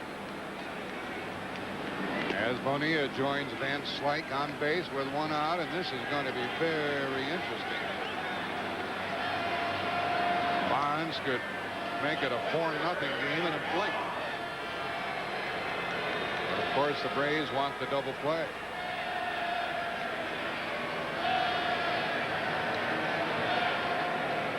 Bonds is fly to center, popped to short, and he's had 3 out of 18. And that's what he was in the playoff last year against Cincinnati. 3 out of 18. With no extra base hits last year or this year. And no runs batted in this series. Ball 1. Well, it's okay to walk the guy in front of him, but then you got to get him out. He's also 3 out of 18 during his career against Glavine.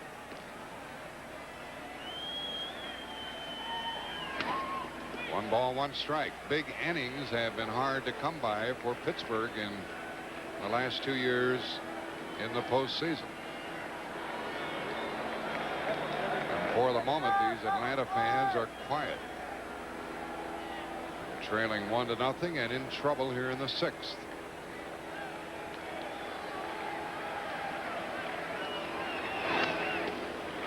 That puts Bonds in the hole 1-2.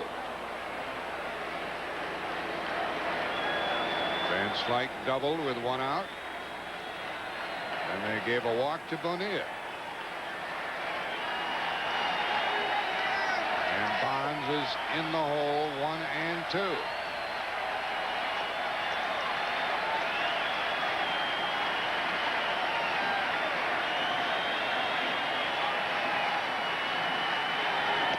Got him.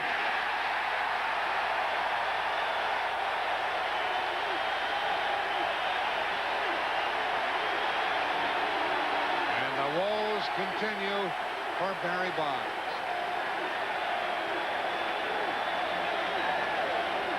You can see that dazed expression on his face. Barry thinking that ball was outside, a very close pitch, but it was a breaking ball. Because Olson caught it outside doesn't mean that it was outside when it went over the plate. It appeared to be a strike. So Bonds 0 for 3 and 3 out of 19 now. Buechele is up with 2 on, 2 out. He hits the ball to Pendleton. Force out, and the inning is over.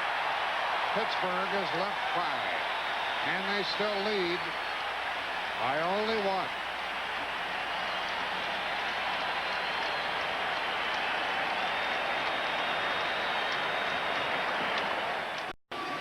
Atlanta comes to bat in the bottom of the 6th, and they trail 1-0. They'll about hit Pittsburgh 6-5. They have left 3, hit in 2 double plays.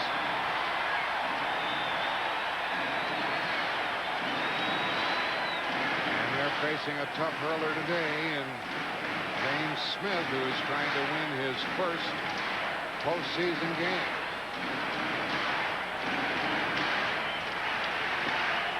James Smith against Ron Gant.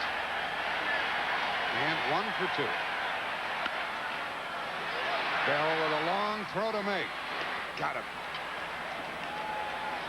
There have been a lot of frustrations during this NLCS, but nobody more than Barry Bonds. Nobody out Bonilla at second in the Avery game the other night. That was the first out. Frustration number 1. Grounding out on Saturday afternoon to end an inning. Frustration number 2. And in this game, with runners at first and second and 1 out, he strikes out on a call third strike slider, and the frustrations continue for Barry Bonds. Now Justice takes a strike from Zane Smith. While we're watching Bonds, I want to remind folks of the great job that was done last night by Randy Tomlin, the Pittsburgh starter. That might have been overlooked in the excitement of the extra inning game. He and Charlie Leibrandt both pitched very, very well. With the exception of the blowout on Saturday. The Braves really digging in deep in the Pirate bullpen. All of the games have been fairly well pitched. Ball 1 to David Justice. He is 0 for 2, struck out, reached on an error. 1-2 the count.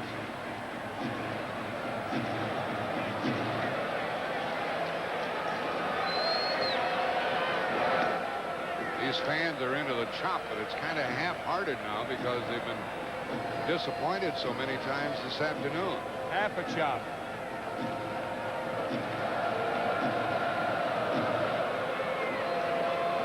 You got to be tired too. I mean, we were just here 14 hours ago. It stays 2-2. Hey, we saw Jane Fonda earlier. She could sell some of those workout tapes here. 51,109 last year. Now look at the chops. 98,742,588, and that doesn't include Jane Fonda's double arm chop. And Bell takes care of Justice, 2 out.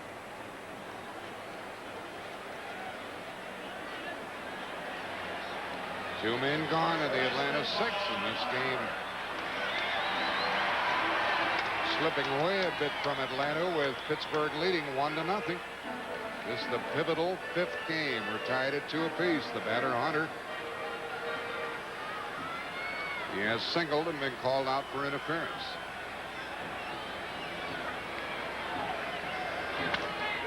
And he pops it up into short right. Bonilla got there. Now we've played 6, and the Pirates are still on top, 1-0.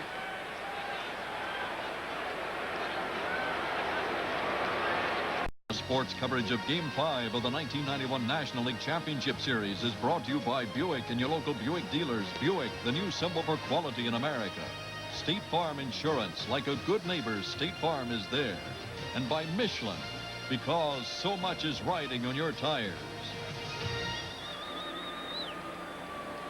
We talked about Jane Fonda's double arm chop. Well, there's a different version of the double arm chop right there.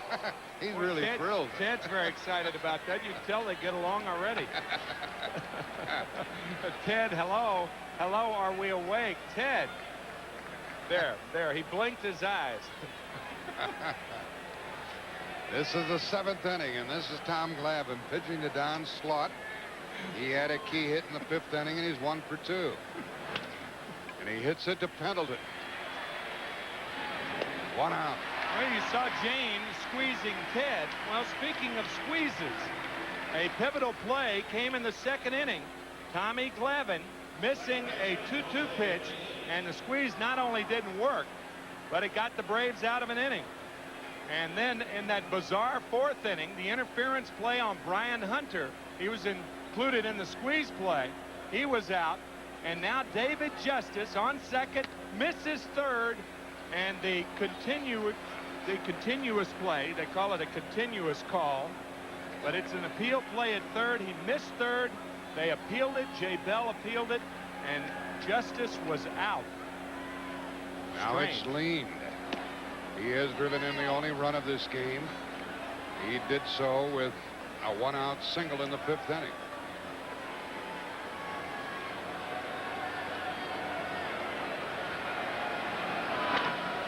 Into right field for Justice. 2 out. And the pitcher, Zane Smith, will be coming up.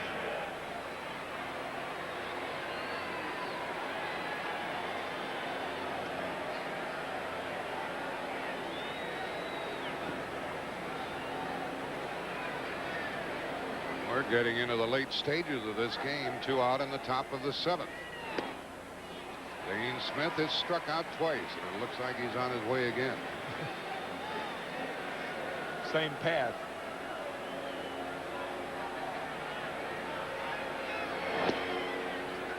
One ball, 1 strike. Zane Smith just went through the heart of the batting order of the Braves in the 6th inning.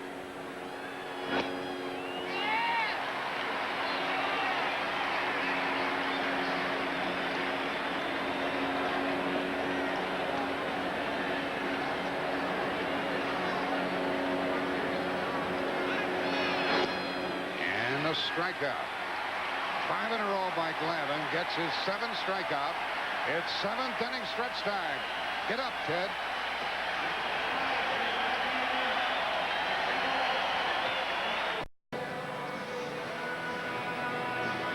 Here in Atlanta, the Braves trail as they come to bat in the bottom of the 7th inning. It's 1-0. Pirates with a run in the 5th, driven in by Lean. In case Zane Smith needs any help, Bob Patterson, the left-hander, and Roger Mason, the right-hander, are warming up. Alejandro Pena is warming up for Atlanta, where the pitcher due to bat 4th here in the 7th. Olson will lead it off. 0 for 1 with a walk. Only 4 hits for the Braves today. And Zane Smith starts the inning with a strike.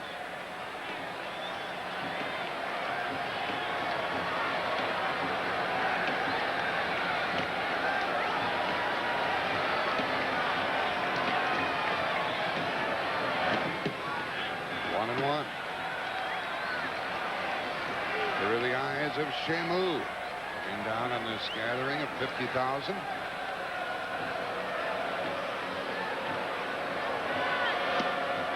Low to Olson. Zane Smith has struck out 4, walked 1, and allowed 4 hits while shutting down the Braves, his former team. 3-1. Smith had 6 complete games during the season and 3 shutouts.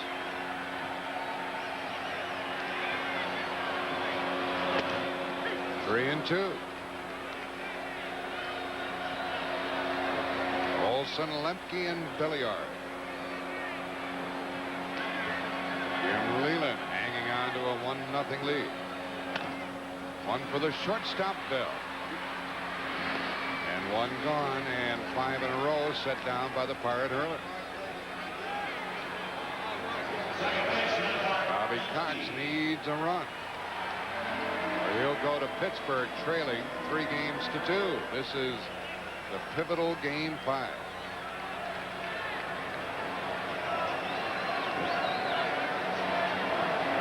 Lip-biting time for the Atlanta manager. Mark Lemke is 2 for 2, has 2 of the 4 Atlanta hits.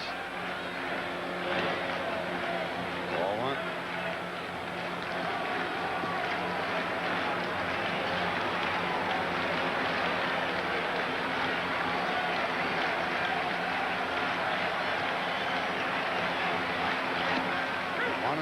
Depending on the condition of Doug Drabek, a case could be made that whoever wins this game will probably win the series.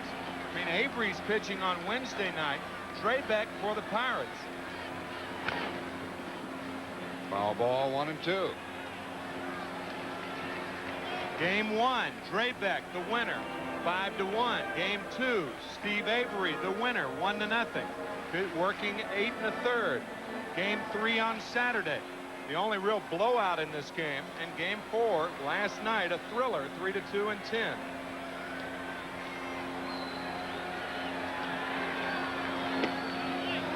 Count goes to 2 and 2. Jeff Blauser stands waiting on deck. He'll apparently bat for Belliard.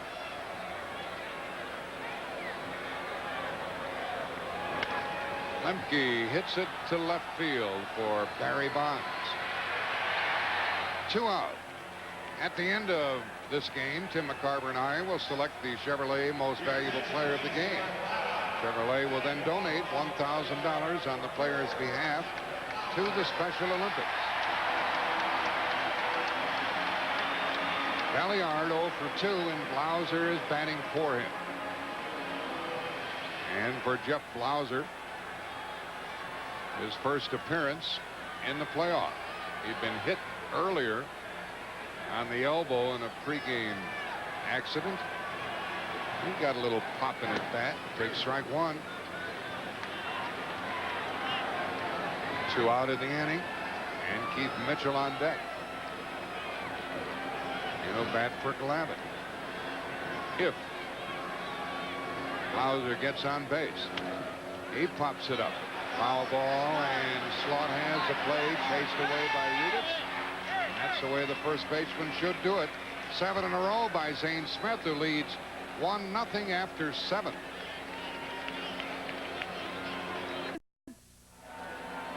This game summary is sponsored by AT&T.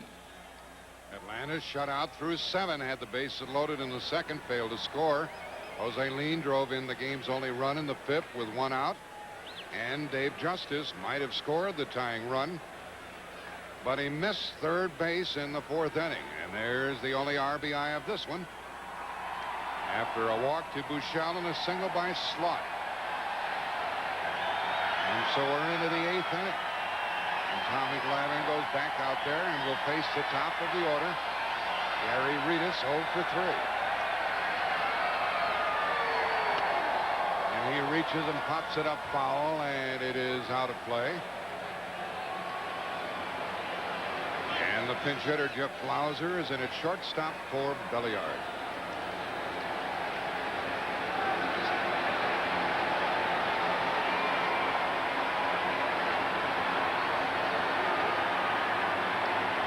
Smith, Bell, and Van Slyke in this inning.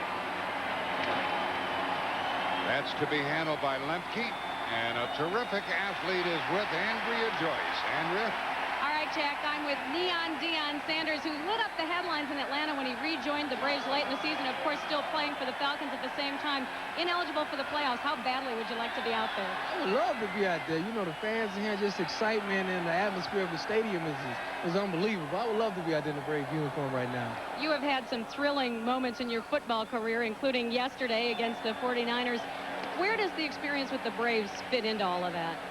Well, it's coming along slowly, but I think next year, you know, play a little more and get a little few at-bats up under me. Everything should fall into place.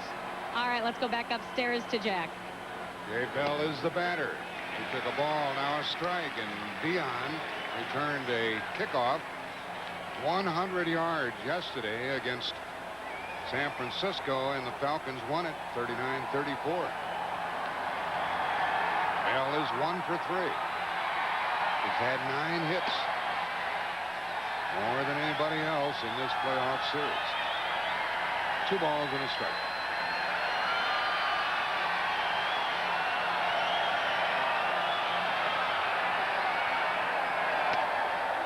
Shoots it into right field, and it's fair. Bell is going to get a couple. He holds up at second with 1 out, his second hit of the game. And he's had 10 hits now, and he is really enjoying himself. 3 shy of the record held by Will Clark. Will Clark had 13 hits. Is he ever enjoying himself? Jay from Pensacola, Florida, and he went to Tate High School down there. And his successor, when he left as the shortstop, graduating from Tate High School, his successor was Travis Fryman of the Detroit Tigers. What a fine season he had. Now the batter's Van Slyke, 1 for 3, a double. And ball 1. Van Slyke seems to see the ball very well against Levin. Yeah, and if you can do that, you have cut down the odds on making an out. So much has to do with the rhythm of a hitter, how he picks the ball up off the delivery of the pitcher, how comfortable the pitcher is, comfortable to hit against, that is. Pitcher, on the other hand, trying to make it uncomfortable for the hitter. Pirates trying to add to their 1-0 lead here in the 8th. That's in there.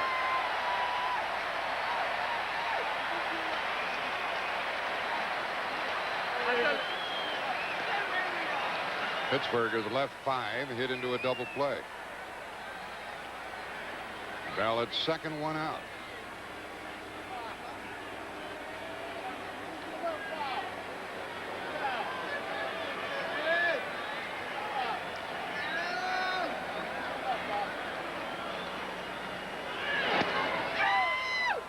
Two and 2.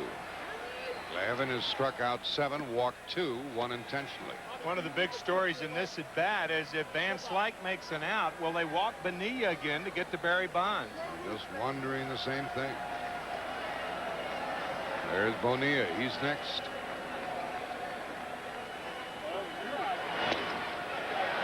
Three and 2.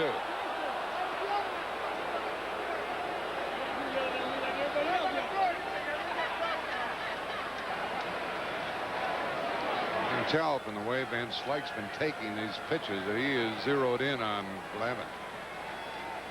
There is Bonds. He might bat in this inning.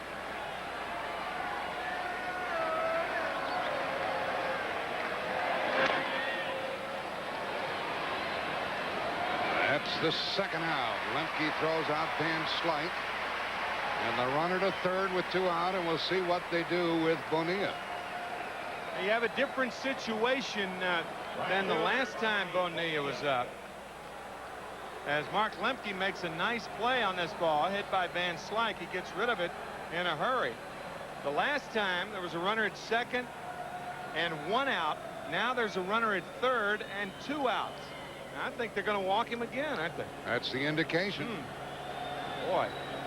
They're going to try Barry Bonds one more time. I tell you, they're flirting with a lot of danger, but it's been a successful approach by the Braves thus far. Got to go with the percentages. 3 for 19, and this is the 5th game in which he's played. Keep going to the well till the water runs out. They're going to challenge Bonds again. 0 for 12 with runners on base in this series. Hasn't driven home a run. This is the 3rd walk by Glavine. 2 of them intentional walks. It's 1st and 3rd, 2 out. And Jim Leyland hoping that his number 5 man can get something done with 2 on, 2 out. Top of the 8th.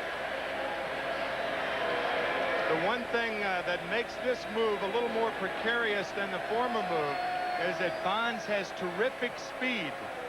And he can not hit a ball well and still play to run by getting an infield hit. Good point. But they get him again. They get him again on a fly ball to Gant.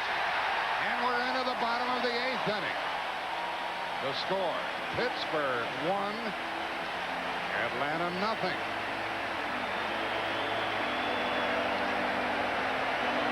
You're watching CBS Sports coverage of the National League Championship Series. This picture from Airship Shamu, 193 feet long, more than 6 stories tall. Painted to look like its namesake, SeaWorld's Shamu. They kept challenging Barry Bonds, and he couldn't answer the call, but he'll get another chance Wednesday night in Pittsburgh. Meanwhile, Keith Mitchell is going to bat for Tommy Glavine. Glavine did well, but gave up a run in the 5th. And Mitchell leads it off in the bottom of the 8th.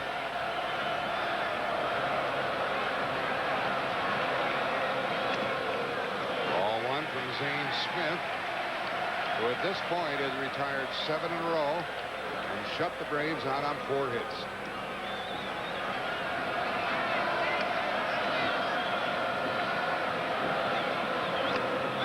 That's ball 2. Looks like he was taking then, and he'll probably take now if that was the case. Keith, the second cousin of Kevin Mitchell of the San Francisco Giants. And he bounces it too leaned for the first out here in the 8th. I thought he'd be taking 2. Wasn't taking. That 1-0 pitch, he looked like he was taking all the way, and with the count 2-0, he rounds out to second. A great evening lineup on CBS. Lots of comedy with Evening Shade, Major Dad, Murphy Brown, Designing Women, and Northern Exposure tonight on CBS. That's what the Atlanta Braves will be confronted with Wednesday night. Northern Exposure in Pittsburgh. I understand it's a lot cooler there than it has been here in Atlanta. Here's the top of the order. Lonnie Smith against Zane Smith. Out of play.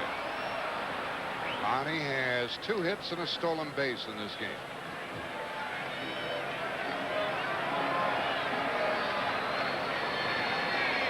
Tom Glavine, 8 innings, 1 run, 6 hits. Struck out 7, walked 3, 2 intentionally.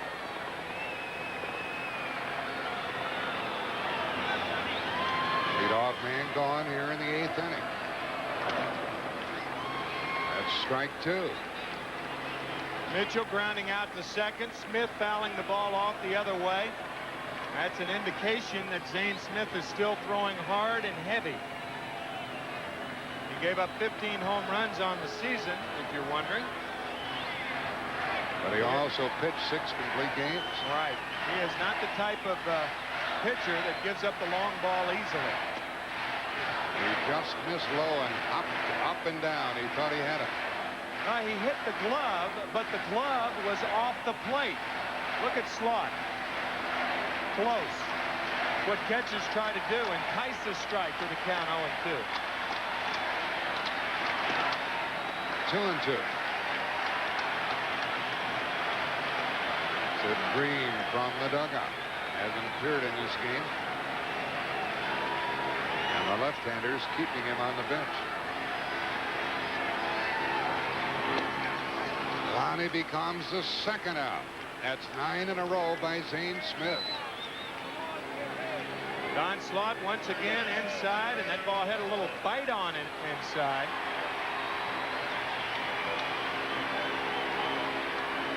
And it's 2 for 4 for Smith.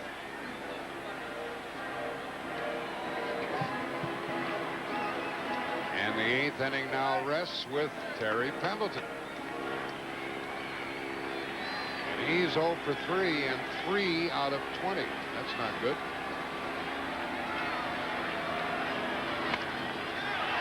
In the right center.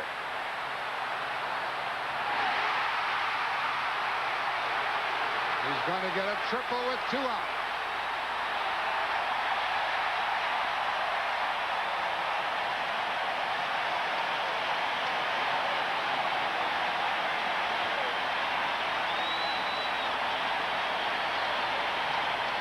Pretty good pitch that Pendleton hit. And Bonilla just can't get to it. The Braves with a small break in that the ball stayed in the ballpark. It hits the top of the fence, and Terry Pendleton, once he looked, he knew with that ball rattling around in right center that a triple would be easy. No play on it. That'll get the chops going again. It's the first we've heard from this crowd in a while. Tying run at third. 2 out, and the best Atlanta hitter at the plate.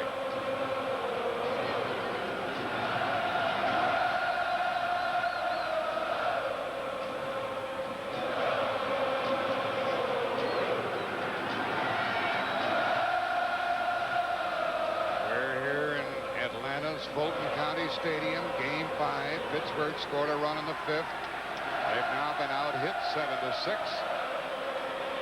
And Jim Leyland comes out. Is he going to lift Zane Smith? Yes, he is. Roger Mason coming in.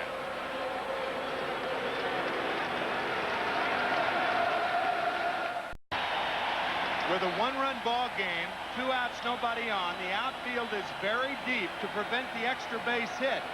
But Terry Pendleton finds the seam just over the outstretched glove of Bobby Bonilla. And now it's an understatement to say back to live action, because is it ever live? Pendleton at third, 2 out. And what will it be for Ron Gant? Hero or not? Roger Mason, 3-2, 3 saves for Pittsburgh this year.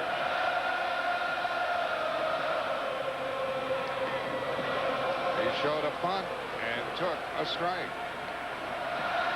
Buechele, you could see, was back at third base, and Gant had an idea about bunting.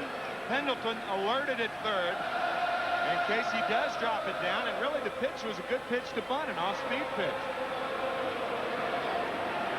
And had a base hit in the first. He's had 5 in the series.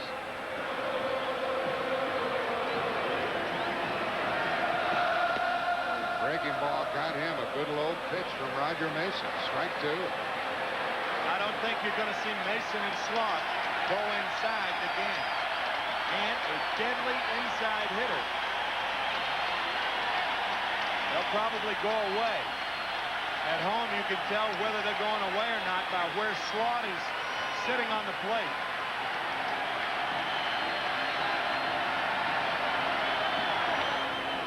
Gant just stayed up there by getting a piece of that ball. These 2 teams tied at 2 games apiece. This is the 5th game, and we're in the 8th inning. Tying run at third for Atlanta, 2 out. And Gant backed up with an 0-2 count.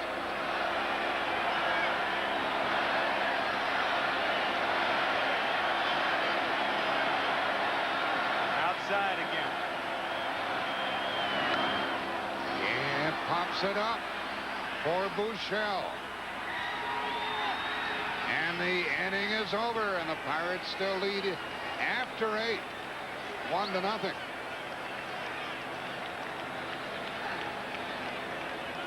Justice on second base with 2 outs and a roller that gets to Bonds. You can see Buechele diving for the ball. As Justice rounds third, he fails to touch third as he just stepped over it. He continues on to home and then looks back after he touches home to see if an appeal would be made.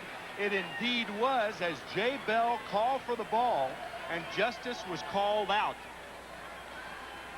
And then along with that, Atlanta had the bases loaded and nobody out in the second inning and failed to score.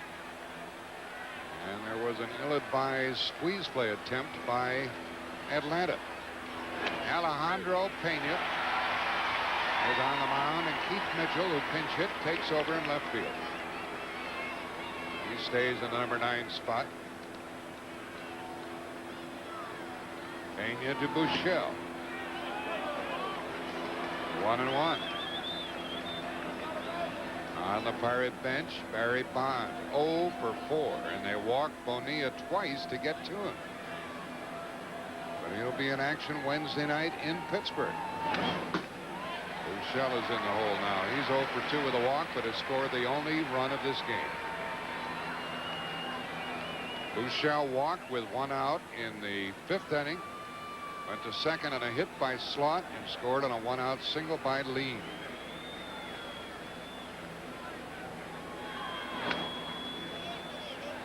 Stays 1-2. These Pirates aren't home free. Atlanta has Justice, Hunter, and Olson due up in the 9th. This copyrighted telecast, presented by authority of Major League Baseball, may not be reproduced or retransmitted in any form without the express written consent of Major League Baseball. To the shortstop. That's Blauser. And a wide throw and save.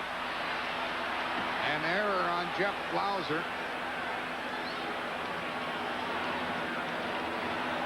This is the first throw that Blauser has had to make in this series. And remember Jack telling you that he was hit by a fungo. Pat Corrales, the first base coach, hit him with a fungo during batting practice in Pittsburgh, and his first throw is errant. And you know, judging from that, you got to think that something's wrong with the elbow, even though he says it's all right. Certainly took his time and looked down at his grip on the ball. But he is charged with a boot. And that's the 3rd error of the day for Atlanta. The others did not figure in the scoring.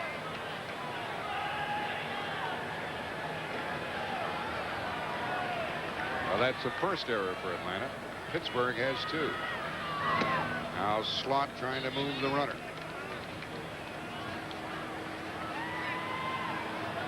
Don Slot 1 for 3 today.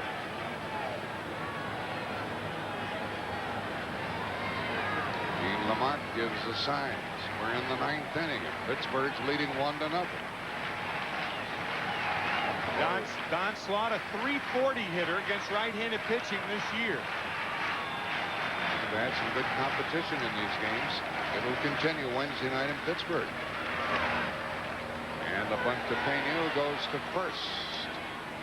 Lemke took the throw. And when you take a throw like that, you can feel the tension. The tension on the field is transferred into the stands. Mark Lemke catching the ball like he's, you know, cradling a watermelon or something, like he's carrying a sack of groceries. Watch him make the catch with 2 hands and almost surround the glove with that right hand. He wanted to make double certain on that one. And it brings up Lean. He drove home the run in the 5th, and he could double the Pirates' lead here in the 9th. They play him to the opposite field, and he usually hits the ball that way. He's 1 for 3. Pena gets one in there.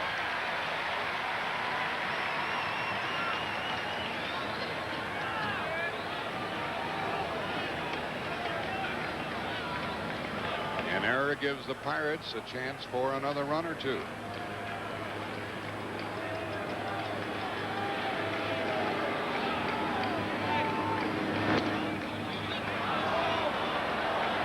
Missed a bit low, 1-1.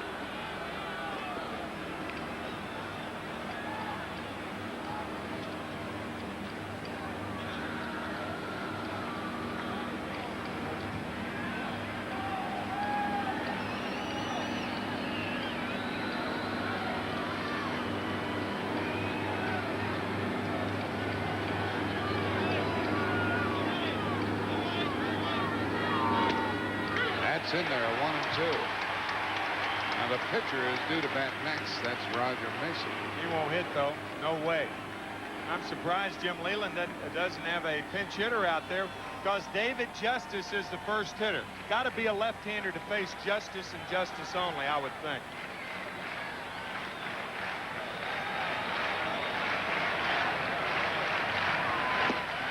Two and 2.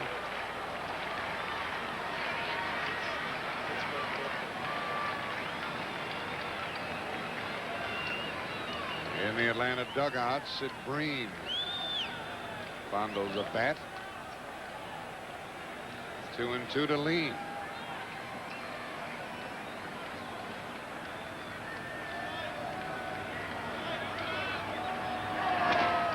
To the first baseman, now the second baseman, to the pitcher.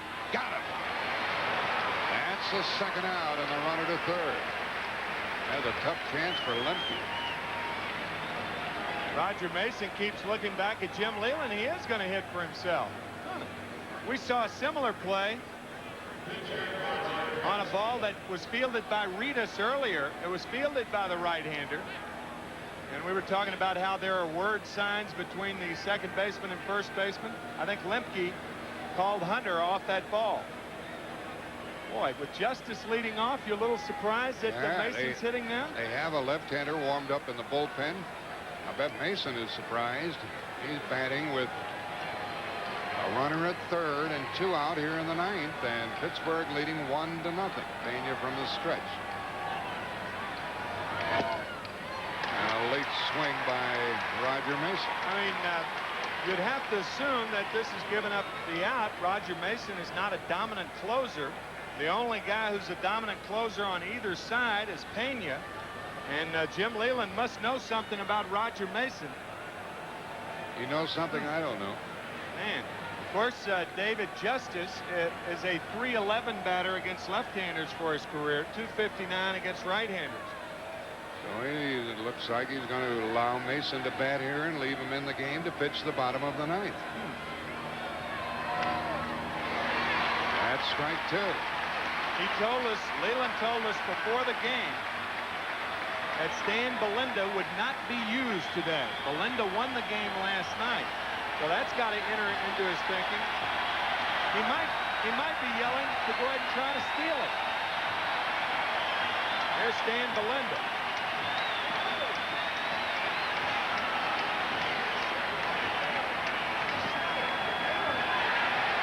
Here the Pittsburgh bench wants a balk called. Right. And they're getting all over the third base umpire, Frank Pulley. And Pulley says, I'm watching it. See, they have nothing to lose. They have nothing to lose. Watch Buechele. That's what Leland was yelling to Buechele. Break. They think Pena came up with the hands once he had the hand set. Buechele and the whole bench.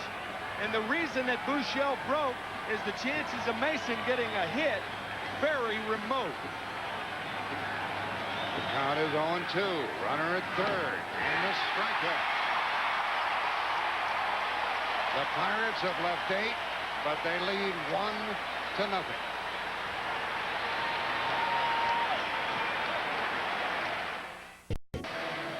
With the count 0-2 to Roger Mason, the pitcher, Jim Leland yelled at Steve Buechele to make a break as though he were coming home. The opinion of the Pirates dugout, and you can see pretty vividly that Jim Leland is saying he went up. Watch his hands. Watch. See the hands? When he's coming up like that, he's saying that Pena was set with his hands and telling Frank Pulley, the third base umpire, that he came up. Had he done that, it would have been a balk. Frank Pulley said no. Mason struck out, and here's the situation. And we also saw Pulley watching the pitcher as Buechele broke for the plate. Now we're into the bottom of the 9th. 1-0 Pittsburgh. Roger Mason David Justice. And a strike from Mason, who got the final out in the 8th. And here's what it appears that Jim Leland is going to do. Knowing this stat right here, that Dave Justice is about 60 points, or 70 points really, 52 points to be exact, better against left-handers than right-handers, he'll allow Mason to pitch to Justice and bring in the left-hander to pitch to Bream, who will pinch hit for Hunter.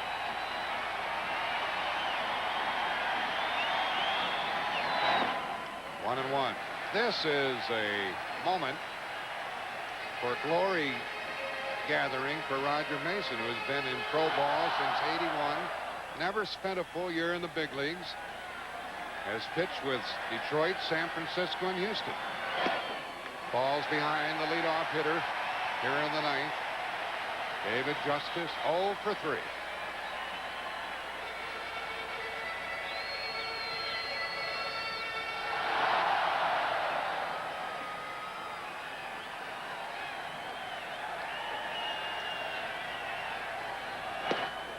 And it's 2-2. Mason challenging Justice with a fastball. David just swinging right through it. Atlanta needs a runner. They need a run. They trail 1-0. We're in the 9th.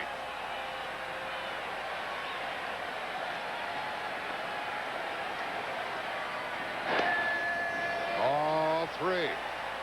This is very interesting now. Coming into the on-deck circle for the Braves is not Sid Bream. It's Tommy Gregg. Bobby Cox is going to try to go against the strategy of Jim Leland. He's not going to send up Bream until he can face the right-hander. 3-2. Still 3-2. To Justice leading off. That's pretty cute by Cox, isn't it? And I'll tell you, you don't send up Sid Bream. You got a lot of pinch hitters, but you only have one Sid Bream. And that's why Gregg's on the on-deck circle.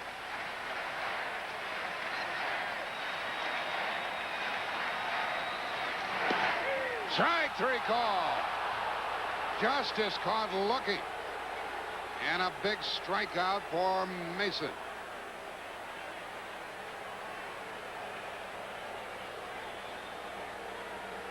Justice called out on a questionable pitch earlier in the game. That is a close pitch. And there is one out. Justice 0 for 4. Bobby Cox shaking his head. Probably shaking his head because Patterson and Bob Walker warming up.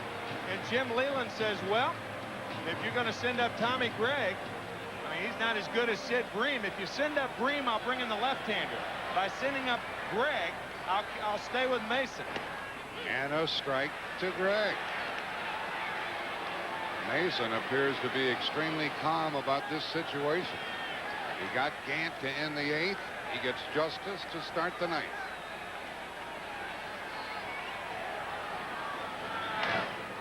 Gregg hits a base hit to right. And the Braves aren't finished yet. Pretty interesting. Woo.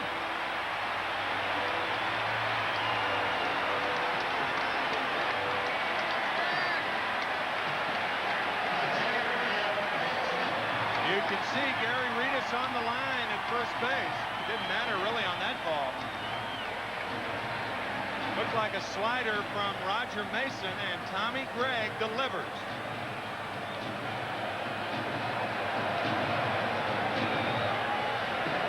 That's only the 6th hit for Atlanta today, and they've been shut out.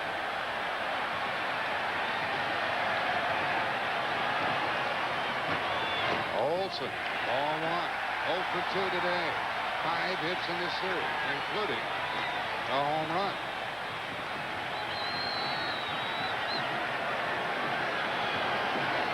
Tying run at first, 1 out. Bottom of the 9th.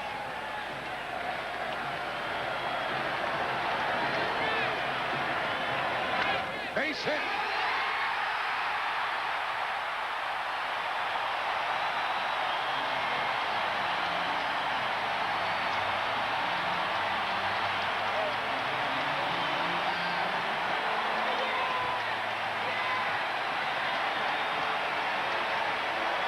Looked like another slider. It was up in the strike zone.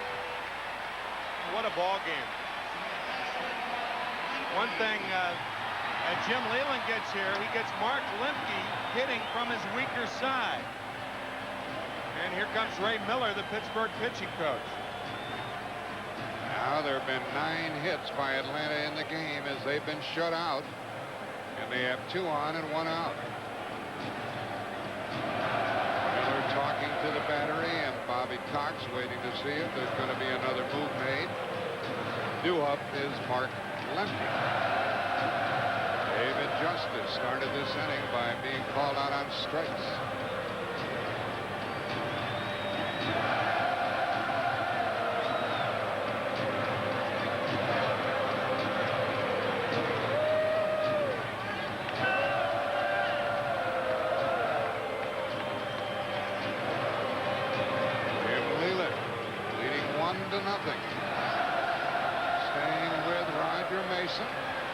Tying run at second.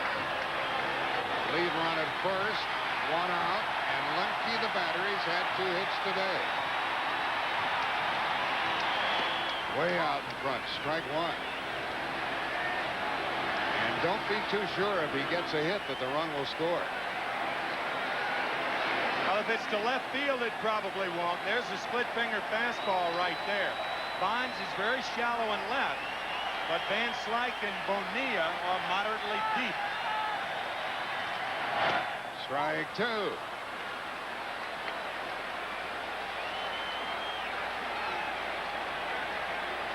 So if Lemke gets a hit to left field, it'll be difficult to score.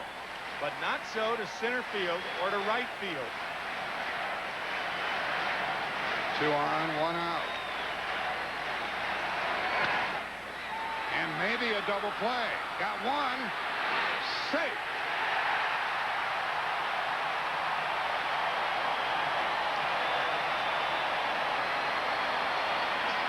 This one goes down to the wire. Jose Lean was trying to be safe and quick with that throw. He was trying to catch it and make sure he caught it and make sure of 1. And it's tough to be safe and quick. Watch.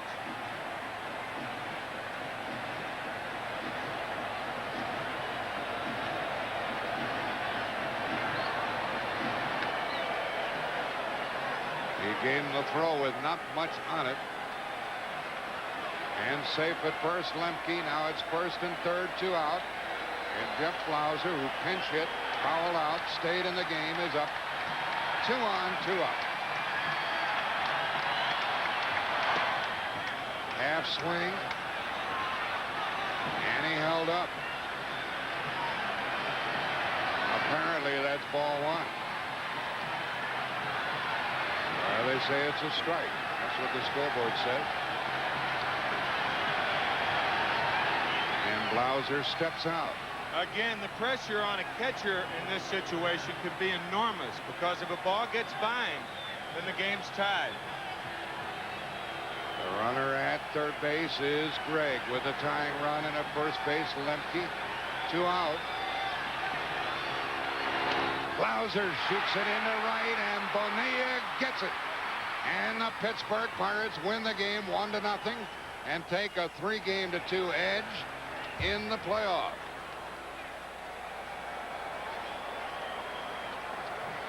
Zane Smith, the deserving winner, and a great save from Mason.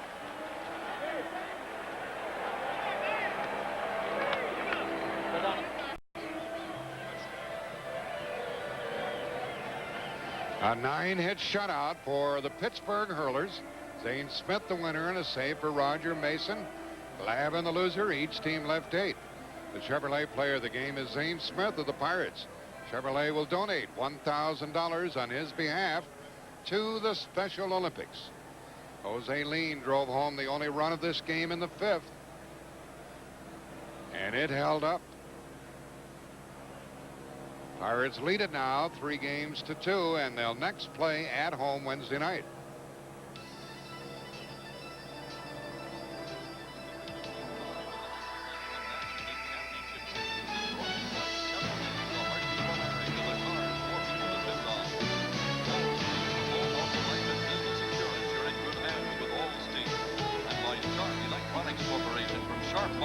from Sharp Products.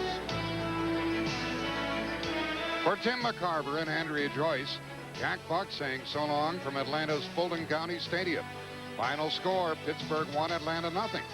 CBS Sports coverage of baseball's postseason continues Wednesday night at 8:30 Eastern, Game 6 of the National League Championship Series. It switches back to Pittsburgh, where the Pirates will host the Atlanta Braves.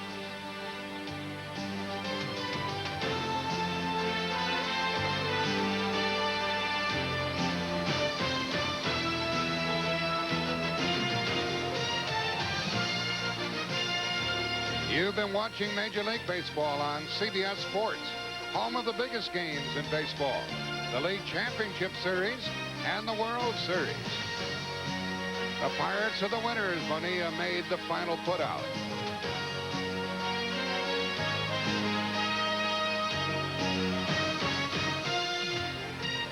The losing Braves, epitomized by Greg Olson. They have to win Wednesday night.